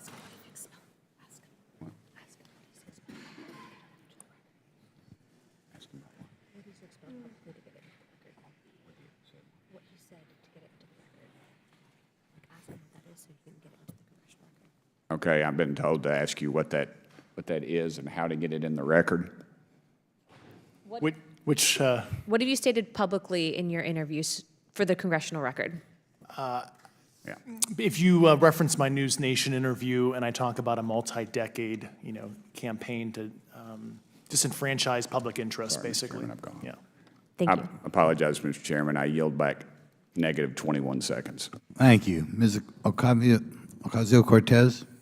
Thank you, Mr. Chairman, and thank you to our witnesses for coming here today. I do concur with the ranking member as well as several other members here on this committee that this is a committee for whistleblowers and for the protection of whistleblowers as well. So we understand what you're putting on the table here and what you're putting on the line here, and we thank you for that. Mr. Grusch, you sat on the Unidentified Anomalous Phenomenon Task Force created in the 2020 NDAA, correct? Yes. There have been some things that have been mentioned here during this hearing that I wanted to pick up on. Mr. Graves, you mentioned specifically during the answers to one of your questions, you named Boeing contractors being engaged in an incident regarding this red cube about a football field wide. I was wondering if you could speak a little bit about the interaction, or Mr. Grusch, either of you, the interactions between defense contractor companies and any UAP-related programs or activities. So I'll just say that the information about the contractor themselves were provided by a witness, and I have no particular detail in that relationship. Mr. Grusch. The kind of general unclassed wave tops, certainly the contractors, are the metal benders, so to speak. They're the ones actually doing specific performance on government contracts. Are they required to issue any disclosure regarding UAP sightings, or do they engage in any reporting around this? In terms of the contractors, Yes. Not that I'm aware of. They do not. Okay. Now, when it comes to notification that you had mentioned about IRAD programs, we have seen defense contractors abuse their contracts before through this committee. I have seen it personally, and I have also seen the notification requirements to Congress abused. I am wondering, one of the loopholes that we see in the law is that there is, at least from my vantage point, is that depending on what we're seeing, is that there are no actual definitions or requirements for notification. What methods of notification did you observe? Like when they say they notified Congress, how did they do that? Do you have insight into that? For certain IRAD activities, I can only think of ones conventional in nature. Sometimes they flow through certain, I'll just say, SAP programs that have cognizant authority over the Air Force or something, and those are congressionally reported compartments, but IRAD is literally internal to the contractor, so as long as it's money, either profits, private investment, et cetera, they can do whatever they want. To put a finer point on it, when there is a requirement for any agency or company to notify Congress, do they contact the chairman of a committee? Do they get them on the phone specifically? Is this through an email to hypothetically a dead email box? A lot of it comes through what they call the PPR, Periodic Program Review Process, if it's a SAP or Controlled Access Program Equity, and then those go to the specific committees, whether it be the SAS, CASC, HISI. Thank you. I apologize, my time is limited. Mr. Graves, one of your main concerns is that the FAA currently does not have an official process to receive reports of UAP from pilots or others, correct? Correct. And in your experience, what data should the Aero program prioritize for potential collection? We have, location, date, time, but are there other specific characteristics that should be included in these reports? Certainly. I think that there's two categories that would be important. One would be kinematics and understanding the specifics of how the vehicle or objects are moving. And the second would be a more zoomed out approach of being able to look at origin and destination before the incident, as well as getting a better contextual understanding of how these objects are interacting with each other. Thank you. Now, because I only have a minute left, I apologize, we only have 5 minutes today, but for the record, if you were me, where would you look? Titles, programs, departments, regions, if you could just name anything. And I put that as an open question to the three of you. I'd be happy to give you that in a closed environment. I can tell you specifically. Thank you. Commander Fravor? And I would say, and I've told people that you have to know where to look. They're not going to divulge it to you because of the classification levels. But if you know where to look and who to talk to, which is exactly what Mr. Grusch can point you, then you have them. Okay. Mr. Graves? I was an operator, so I was depending on folks like Mr. Grusch to do that homework. Okay. Thank you very much. I yield back to the chair. Mr. Biggs? Thanks, Mr. Chairman. I thank the witnesses for being here today. I'm over here. Thank you so much for being here. I want to get into specifics here, and a reason I'm going to go this way is because you've talked a bit about what I would call misdirection by official U.S. government with regard to UAPs, right? And so I'm going to get to that in a second. But last week, White House NSC spokesman John Kirby stated that UAPs are having an impact on our training ranges and need to be treated as a legitimate issue. Do you concur with his statements? That's for each of you. Yes. Yes. Yes. Okay. Now, having said that, I'm going to take you to specific instances around the Phoenix Valley, because that's where I live. And in '97, we had the famous Phoenix Light case. I don't know if any of you are familiar with that. There were two things that went along with that, and the explanation was military training range off Luke and the Barry Goldwater Range. Do you know anything different other than the official explanation of those lights? Only what's in the public vernacular about it. That was outside the scope of my duties. And if we wanted to, just my question along with my colleague from New York, Ms. Ocasio-Cortez, if we wanted to find out more about that, where would we go to find the files, and who would we address? And are you going to tell me we need to go to a SCIF so you can tell us in a SCIF? I could potentially give you a vector on that. That specific case, I'm familiar with it in terms of public, but I give you a vector in a closed environment, yeah. That would be good, thank you. So if it's true that UAPs are having an impact on training ranges, and this administration considers it to be a legitimate issue, what steps can Congress take to address training range impacts? And I say that having two very large training ranges in my state. And so we'll start with Mr. Graves and going down the panel. Some of the initial procedures have been implemented, such as within the United States Navy, that have a range failure report that gathers information from pilots. I understand that a service-wide reporting mechanism is still pending. However, that would be a great next step, not only for gathering information, but for showing the troops that it is an acceptable topic and reducing the stigma. Okay, please, all of you continue. Yeah, as a recipient of a lot of those training range reports, sometimes we only get contextual kind of oral reporting. It'd be nice if they attached all sensor data and there's a system in place that can handle multiple classifications of data. And that's an issue with the F-35, right? That jet was never built to be an ISR platform. And it's a pain in the, we'll just say butt, to get that data off, so, yeah. Great, thank you. Yeah, I would agree with the previous two, being a user of those training ranges, that the data has to be out there. You have to acknowledge that you're seeing them, and then you have to collect the data. Right now, you get the report, someone says, I saw something, but no one collects the radar data to back it up and do research. Okay. Do you believe that the 2019 classification guidelines for UAPs interferes with the federal government's ability to be transparent with the American people? And do you think we need to be more transparent with the American people? All of you, yeah. I'll say yes to that. Yeah, I'm familiar with at least the UAP Task Force 2019 Security Classification Guide. I think it's fair. I did actually help author that with the director. You got a bias that way then. But I will say, I'll call it a lazy attitude about declassifying videos. I mean, I've seen some of the videos of the recent shoot down, and I saw no reason that couldn't have been released as long as they mask some data. The American people deserve to see that imagery and full motion video. I would think, well, in my opinion, I will say things are overclassified.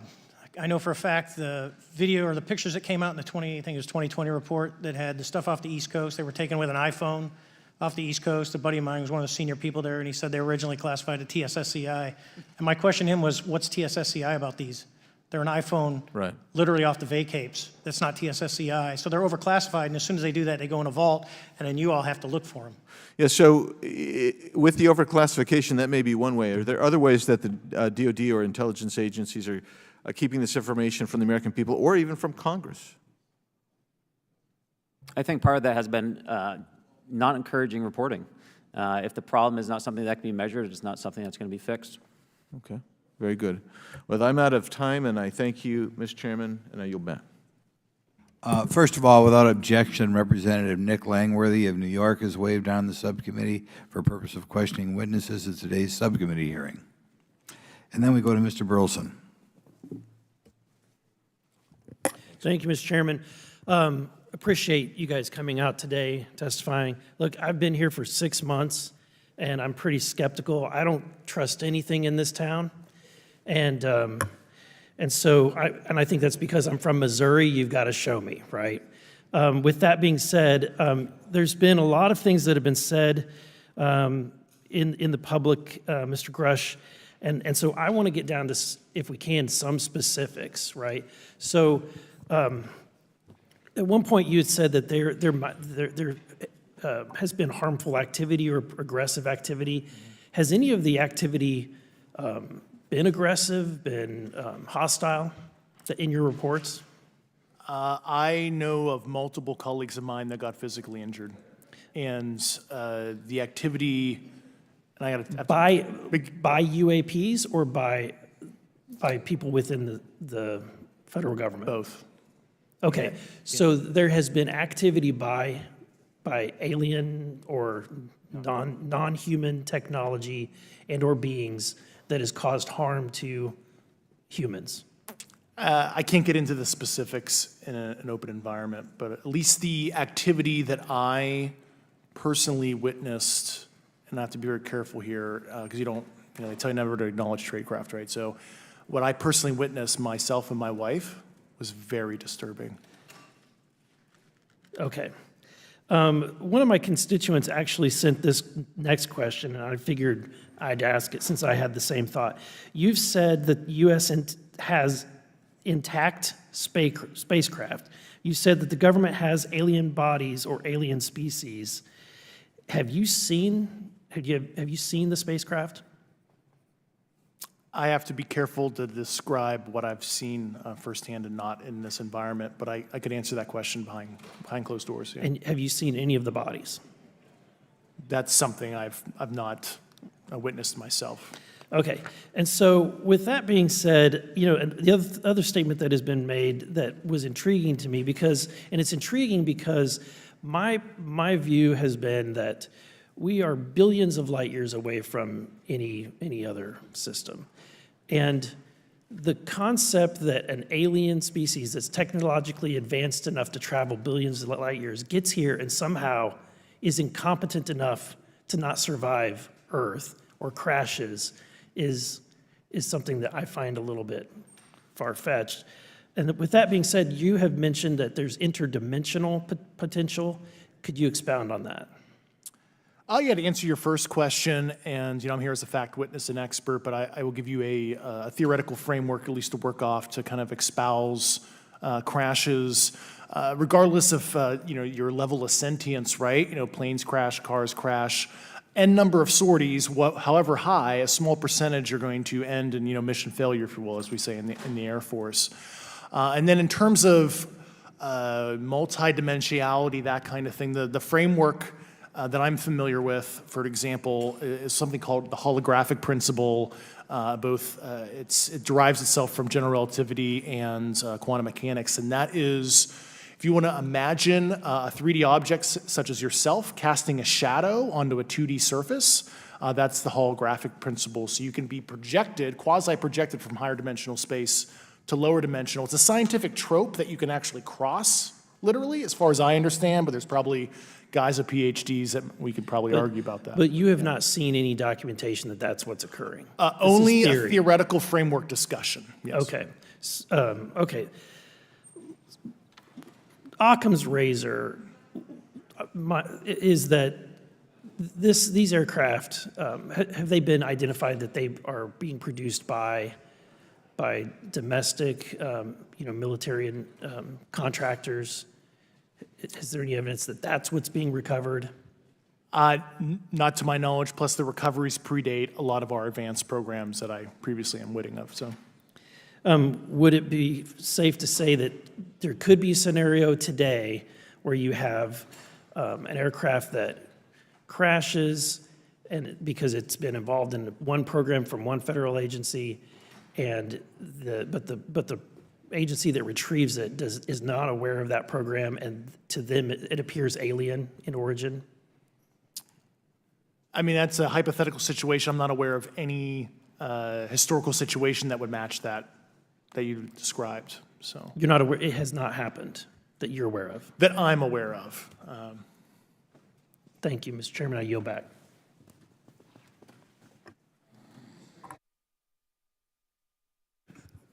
Several months ago, my office received a protected disclosure from Eglin Air Force Base indicating that there was a UAP incident that required my attention. I sought a briefing regarding that episode and brought with me Congressman Burchett and Congresswoman Luna.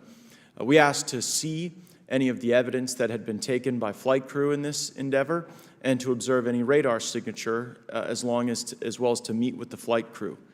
We were not afforded access to all of the flight crew. And initially, we were not afforded access to images and to radar. Thereafter, we had a bit of a discussion about how authorities flow in the United States of America, and we did see the image. And we did meet with one member of the flight crew who took the image. The image was of something that I am not able to attach to any human capability, either from the United States or from any of our adversaries. And I'm somewhat informed on the matter, having served on the Armed Services Committee for 7 years, having served on the committee that oversees DARPA and advanced technologies for several years. When we spoke with the flight crew, and when he showed us the photo that he'd taken, I asked why the video wasn't engaged, why we didn't have a FLIR system that worked. Here's what he said. They were out on a test mission that day over the Gulf of Mexico. And when you're on a test mission, you're supposed to have clear airspace. Not supposed to be anything that shows up.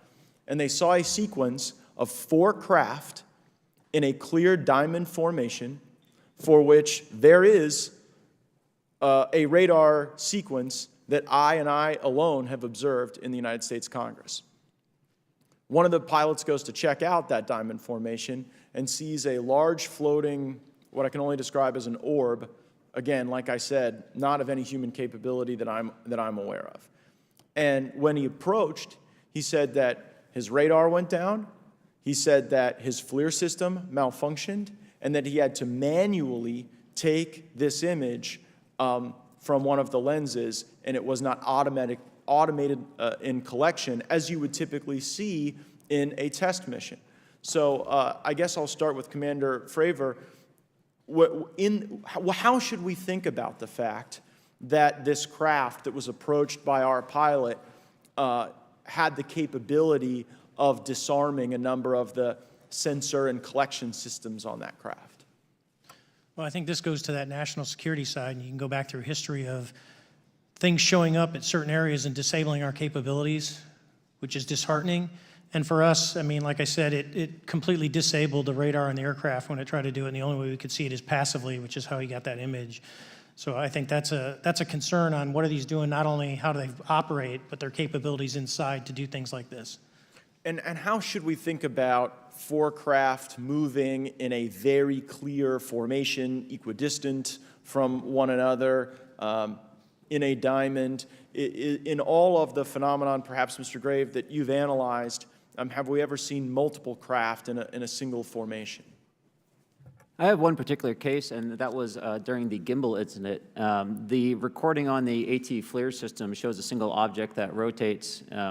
You hear the pilots refer to a fleet of objects that is not visible on the FLIR system, and that was something that I witnessed during the debrief as part of the radar data on the situational awareness page. I would like to add, however, Congressman, there's a small bit of anger, I would say I would feel that those pilots are still facing that difficulty in reporting this topic, and they don't have the tools to be able to mitigate this issue. It just goes to show how serious this is and why this is such an important issue for our pilots and for our nation. It was stated explicitly to me by these test pilots that if you have a UAP experience, the best thing you can do for your career is forget it and not tell anyone. Because any type of reporting, either above the surface or below the surface, does have a perceived consequence to these people, and that is a culture we must change if we want to get to the truth. Mr. Chairman, I would observe that perhaps as we move forward from this hearing, there are some obvious next steps. Every person watching this knows that we need to meet with Mr. Grusch in a secure, compartmentalized facility so that we can get fulsome answers that do not put him in jeopardy and that give us the information we need. Second, I would suggest that the radar images that were collected of this formation of craft out of Eglin Air Force Base, and specifically the actual image taken by the actual flight crew that we can actually validate, be provided to the committee, subpoenaed if necessary, so that we're able to track how to get this type of reporting and analysis done in a more fulsome way. That would be my recommendation, humbly, as a guest here of the Fine Oversight Committee. I yield back. Ms. Mace? Thank you, Mr. Chairman, and good morning to our witnesses who are testifying today. I want to thank each of you for being here to discuss a topic of grave importance to our national security. Earlier this year, a Chinese spy balloon was shot down off the coast of my home state of South Carolina. Since the Roswell incident in 1947, many Americans have wondered about the dangers of unknown objects crisscrossing our skies. Whether these are UAPs or weather phenomena, advanced technology from American allied or enemy forces, or something more out of this world. So my first question, I have several questions, and if we can just be quick on these first two, I'm going to ask each of you the same question, and then I'll get to each of you individually.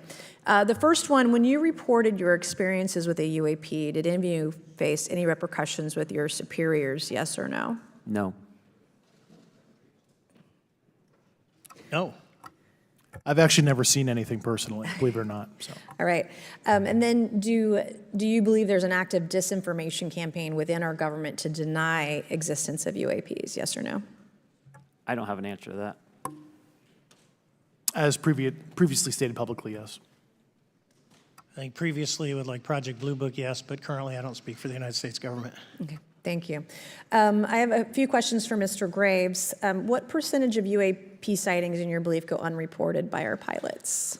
This is an approximation based off of my personal experience speaking with a number of pilots, but I would estimate we're somewhere near 5% reporting, perhaps. So like 95% basically don't report seeing UAPs? That's just my personal estimate.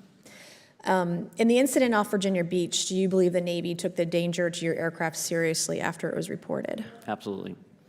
A few questions for Mr. Favor. As an expert naval aviator, have you ever seen an object that looked and moved like the Tic Tac UAP?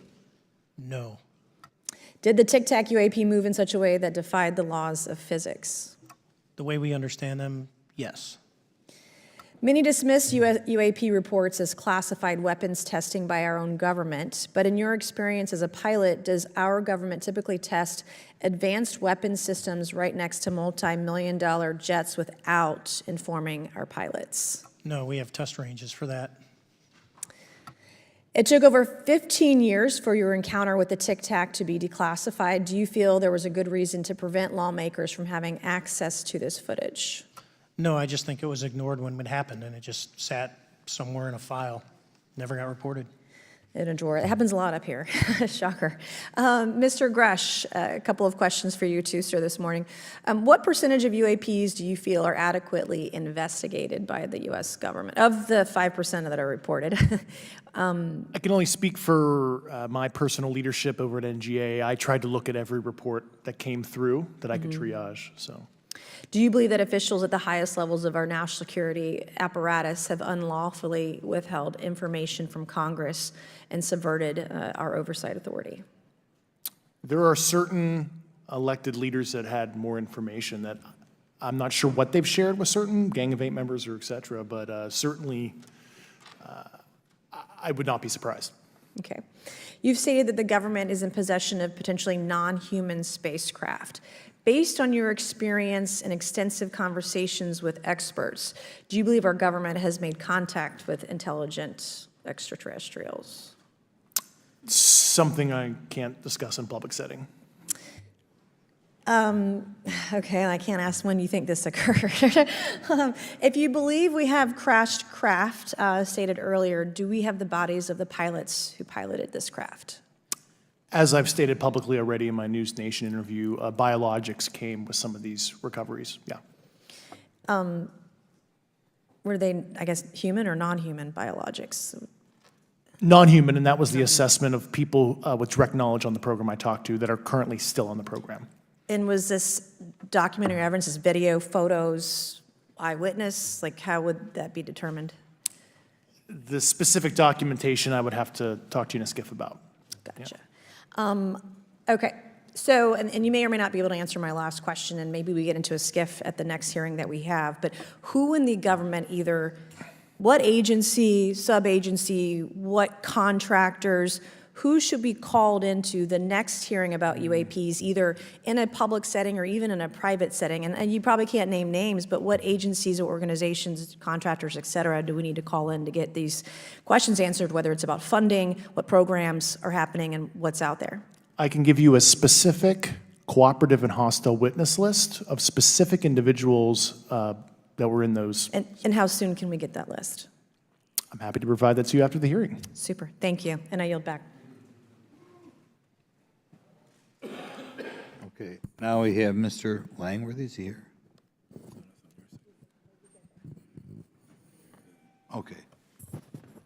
Thank you very much. I'd like to thank all of the witnesses for being here today to discuss this very unique topic. And I'd like to jump right into my questions, if you don't mind. Commander Fravor, can you briefly describe your background? Yeah, I was an enlisted Marine, Naval Academy graduate, Navy, flew for 18 years, got a master's from University of Houston, and I've worked in the private sector for the last, 16 years, 17 years. I do a lot of defense work. So. Really gold-plated credentials. Commander Fravor, we have all seen the floating Tic Tac video that you engaged with on November 14th, 2004. Can you briefly talk about why you were off the coast of San Diego that day? Yeah, we were at a workup with all the battle groups, so we integrate the ships with the carrier, the air wing with the carrier, and we start working. So we were doing an air-to-air defense to hone not only our skills, but those of the USS Princeton when they had been tracking them for 2 weeks. The problem was that there was never manned aircraft airborne when they were tracking them, and this was the first day, and unfortunately, we were the ones airborne and went and saw it. Do you remember the weather that day? Was it cloudy or windy or anything out of the ordinary on the Pacific coast? It was actually, if you're familiar with San Diego, it was a perfect day, light winds, no whitecaps, clear skies, not a cloud. It was, for flying, it was the best. Now, is it true that you saw, in your words, a 40-foot flying Tic Tac shaped object? That's correct. Or for some people that can't know what a Tic Tac is, it's a giant flying propane tank. Fair enough. Did this object come up on radar or interfere with your radar or the USS Princeton? The Princeton tracked it, the Nimitz tracked it, the E-2 tracked it. We never saw it on our radars. Our fire control radars never picked it up. The other airplane that took the video did get it on a radar. As soon as it tried to lock it, it jammed the radar, spit the lock, and he rapidly switched over to the targeting pod, which you can do in the F-18.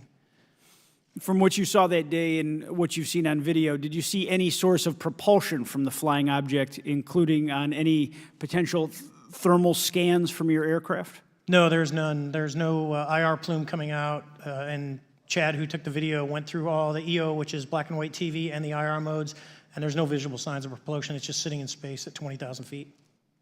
In your career, have you ever seen a propulsion system that creates no thermal exhaust? No. Can you describe how the aircraft maneuvered? Abruptly, very determinate. It knew exactly what it was doing. It was aware of our presence, and it had acceleration rates. I mean, it went from 0 to matching our speed in no time at all. Now, if the fastest plane on Earth was trying to do these maneuvers that you saw, would it be capable of doing that? No, not even close. And just to confirm, this object had no wings, correct? No wings. Now, was the aircraft that you were flying, was it armed? No, never felt threatened at all. If the aircraft was armed, do you believe that your aircraft or any aircraft in possession of the United States could have shot the Tic Tac down? I'd say no, just on the performance, it would just left in a split second. It looks like that we have a problem here that needs further investigation. Yes. In your belief, is this flying Tic Tac, I mean, is it capable of being the product of any other nation on the earth? No, like I said earlier, I think it defies current material science and the ability to develop that much propulsion. And I know there's been some physicists have done calculations, which is beyond anything that we have. Well, either the United States has an adversary here in this world that we don't know, or we really have some serious investigations to do. I really appreciate you being here. Is there anything else about the November 14th, 2004 incident that you think is important for this committee to know that you haven't been asked here today? No, it's been said it's probably the most credible UFO sighting in history based on all the sensors that were tracking it, and then for us to get visual and to go against the naysayers that it's something on the screen or whatever. I mean, there's 4 sets of human eyeballs. We're all very credible. Of the 6 of us that were involved in the thing, including the video, every one of us is going to do 20-plus years in the military in very responsible positions. So I'd say the world needs to know that. It's not a joke. Well, thank you very much for your testimony here today for all of you, and I yield back, Mr. Chairman. Mr. Ogles? Thank you, Mr. Chairman, and thank you all for being here and the courage it took to come forward and again, the sacrifice that each of you have made. I serve on the National Security Subcommittee for the Financial Services Committee, so I really want to stay in the national security lane, if I may. So when we think about traditional adversaries and both us towards them and them towards us, we probe their capabilities. We look for weaknesses, and we collect that data, that reconnaissance for in the event we need it in the future. For each of you, yes or no question, based off of your own experience or the data that you've been privy to, is there any indication that these UAPs could be essentially collecting reconnaissance information? Mr. Graves? Yes. Mr. Grusch? Fair assessment, yeah. Mr. Fravor? Very possible. Again, in the national security vein, is it possible that these UAPs would be probing our capabilities? Yes or no, Mr. Graves? Yes. Grusch? Yes. Fravor? Definitely. Is it possible that these UAPs are testing for vulnerabilities in our current systems? Yes. Yes. Possible.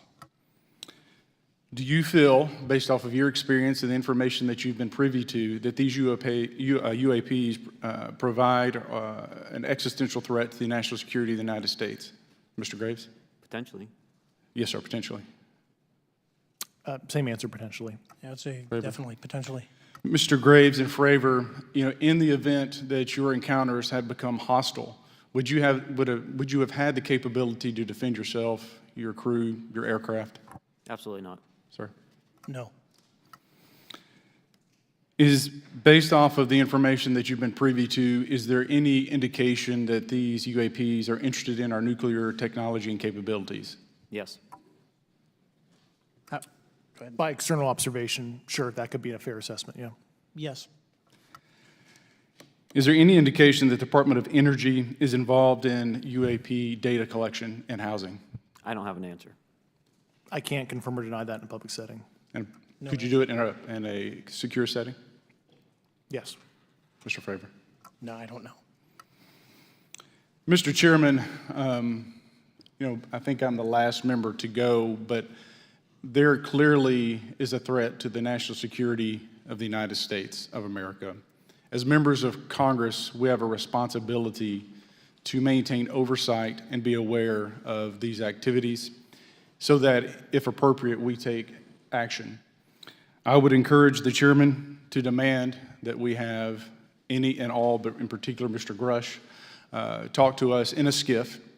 And if that access is denied, I will personally volunteer to initiate the Holman Rule against any personnel or any program or any agency that denies access to Congress. Mr. Chairman, with that, I will yield the remainder of my time to my fellow colleague from Tennessee, Mr. Burchett. Thank you, Mr. Chairman. Thank you, Mr. Ogles, for the great questions, brother. Mr. Grusch, I might have asked this before, but I want to make sure. Do you have any personal knowledge of someone who's possibly been injured working on legacy UAP reverse engineering? Yes. Okay. How were they injured? Is it something like a radioactive type situation or something we didn't understand? I've heard people talk about Havana syndrome type incidences. What was your recollection of that? I can't get into specifics, but you can imagine assessing an unknown unknown. There's a lot of potentialities you can't fully prepare for. How do you think we ought to handle UAP whistleblower complaints like yours in the future? Yeah, there was some issue with mine. So, PPD-19 process, it goes to the Intel committees, either through PPD-19 or ICD-120. There's not a good way for the Intelligence Community Inspector General to provide that to other committees. And I asked my information to be sent to the House and Senate Armed Services Committee because there are Title X equities at play, but there was no smooth process to do so. Yeah. It's a trash can. Are you aware of any individuals that are participating in reverse engineering programs for non-terrestrial craft? Personally, yes. Do you know any that would be willing to testify if there were protections for them? Certainly closed door and assurances that breaking their NDA, they're not going to get administratively punished for so. Yeah. I yield, Mr. Chairman. Thank you. I'm going to do something a little bit out of the ordinary here. We're going to give 3 people a chance at an additional 3 minutes. So, Mr. Burchett, do you want to keep going? Why don't you come back to me, Mr. Chairman? Ms. Luna, is she on that list? Sure. Chairman, I'd like to submit for the record an article by News Nation, and it follows Mr. Grush's full interview for the record. Without objection. Thank you. Mr. Grusch, why is it that you refer to the phenomenon as non-human intelligence? Why deviate from the basis of extraterrestrial life? I think the phenomenon is very complex, and I like to leave an open mind analytically to specific origin. When you say specific origin, are you can you elaborate on that for those that might not? If it's a traditional extraterrestrial origin or something else that we don't quite understand from either a biological or astrophysics perspective, I just like to keep an open mind on what it could be, Okay, and referring to your News Nation interview, you had referenced specific treaties between governments. Article 3 of the Nuclear Arms Treaty with Russia identifies UAPs. It specifically mentions them. To your knowledge, are there safety measures in place with foreign governments or other superpowers to avoid an escalatory situation in the event that a UAP malevolent event occurs? Yeah, you're referring to a public treaty in the UN Register. It's funny you mentioned that. Yeah, the Agreement on Measures to Reduce the Risk of Outbreak of Nuclear War signed in 1971. Unclassified treaty, publicly available. And if you cite the George Washington University National Security Archives, you will find the declassified in 2013 specific provisions in the specific red line flash message traffic with the specific codes pursuant to Article 3 and Article, also Situation 2, which is in the previously classified NSA archive. What I would recommend, and I tried to get access, but I got a wall of silence at the White House, was those specific incidents when those message traffic was used. I think some scholarship on that would open the door to a further investigation using those publicly available information. Thank you. And then my last question with 51 seconds remaining. You mentioned white-collar crimes potentially being taking place in regards to a cover-up. Can you please elaborate? I have concerns based on the interviews I conducted under my official duties of potential violations of the Federal Acquisition Regulations, the FAR. Thank you very much, Chairman. I yield the remainder of my time. Okay, we'll go to Mr. Raskin for 3 minutes. Thanks, Mr. Chair, and I thank the witnesses for their endurance and service today. Mr. Fravor, you've described your episode in detail now, and you call it the most credible UFO sighting in history. But I wonder, was this the first time that you encountered a UFO or a UAP in 2004? Yes. And what was your general attitude or perspective on the UFO discussion before that happened? I never felt that we were alone with all the planets out there, but I wasn't a UFO person. I wasn't watching History Channel and MUFON and all that. And have you had experiences or encounters since that happened? No. And so have you formed any general conclusions about what you think you experienced then? Yes. I think what we experienced was, like I said, well beyond the material science and the capabilities that we had at the time, that we have currently, or that we're going to have in the next 10 to 20 years. Very good. Mr. Grusch, you've been able to answer in great detail on certain questions, and then other things you say you're not able to respond to. Can you just explain where you're drawing the line and what's the basis for that? Yeah, based on my DOPSR security review and what they've determined that is unclassified. I see. So you're answering any questions that just call upon your knowledge of unclassified questions, but anything that relates to classified matters you're not commenting on in this context? In an open session, but happy to participate in a closed session at the right level, yeah. Okay. And Mr. Graves, you've said that there are dozens of fellow pilots, military pilots. Are there also commercial pilots who've encountered the same kind of sightings that you described before?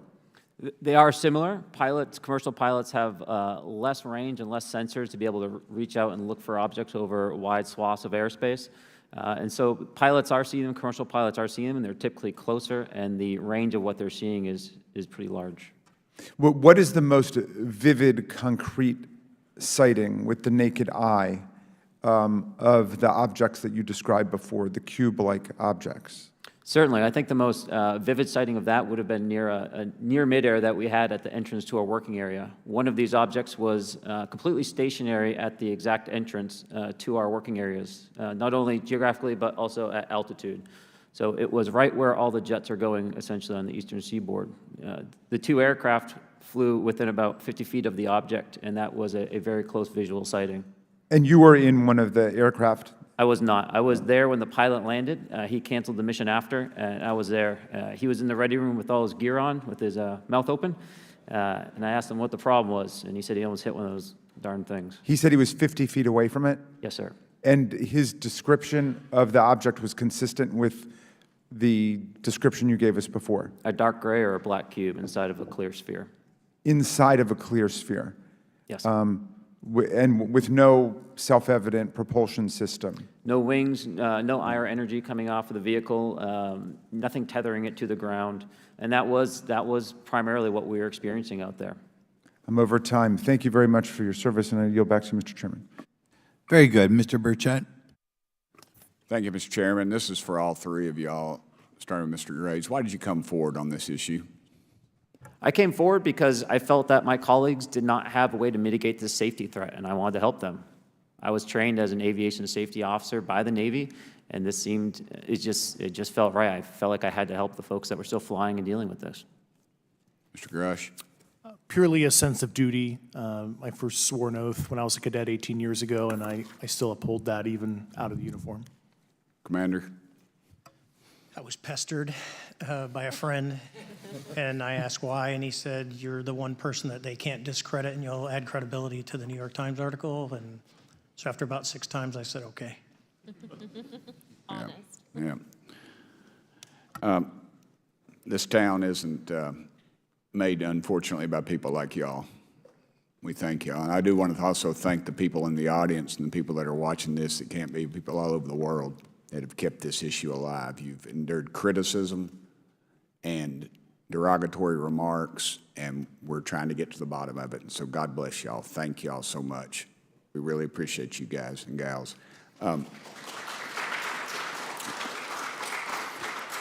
That's why we need term limits. Y'all keep clapping, us politicians just keep talking. So let me ask y'all, how can the public contribute to UAP reporting, and what avenues you think are available to the public to report these sightings?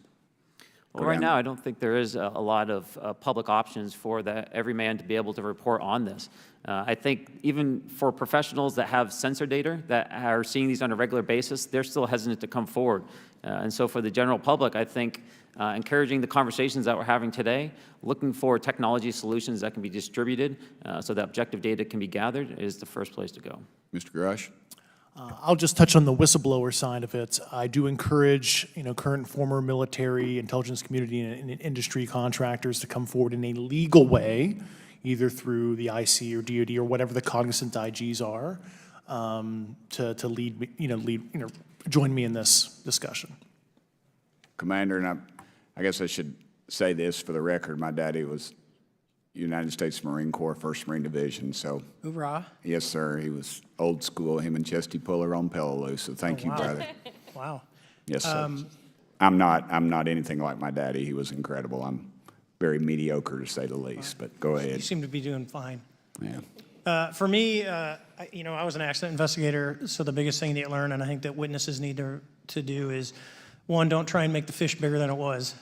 Stick to the facts, write it down, and don't speculate what you think it is because it will sway your decision. Just write the facts down. We can get all the facts together, and we can start to investigate and get a real honest story instead of it was this big. Thank you all, and I want to thank everybody. We made history today. Mr. Chairman, I yield. Thank you much, Mr. Garcia. Thank you. I know now we're going to be making some closing remarks, and so I just wanted to say a few things. First, to our witnesses, I want to thank all of you for being here with us today. I know that it takes a lot of courage. You're telling really important information to this committee, and I just want to thank you also for all three of you, your service to our country. I also want to just note that today's hearing was both important but also serious, and I want to thank our subcommittee chairman, Mr. Grothman, I think for running a very fair and substantive hearing.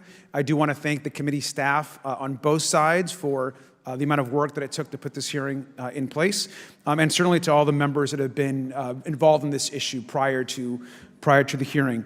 I also want to note for our witnesses and for the public that I'm a freshman member of Congress, and I've only been here for 7 months, but this is by far the most bipartisan conversation and discussion that I have seen happen in the Congress. And I think that a topic of this significance as it relates to our national security, as it relates to information that we're trying to gather for the American public, does bring people together, and I think that's been really great to see.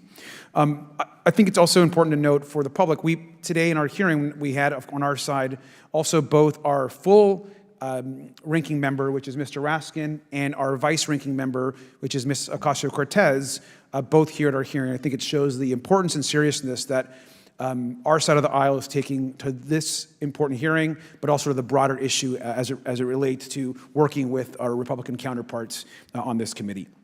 I want to additionally add that I think it's really important that we have and continue these discussions and these hearings. Clearly, there's a lot of information that we don't know, but it's also very clear that we have to continue our investigation and accountability on asking the right questions and ensuring that they're part of the public record. One thing that was important today is some folks might wonder, why are we asking questions that might already be out there or that have been asked before? It's important that they're asked and put into the public record as it relates to this committee. And so I want to thank you for, answering some questions multiple times. I know not just in maybe meetings you had with some members, but also here in the public. Let me also just add an additional note that it's important also that our friends in the media and those that are not just reporting on this hearing, but that have reported on this topic and that may in the future, the media has an important role in this process. And it's very important that the media engages, does independent investigation, and reports on not just what happened today, but what they see independently as what is happening around UAPs in the broader community. That is also an important public benefit that we have in trying to get the information and the facts as it relates to this.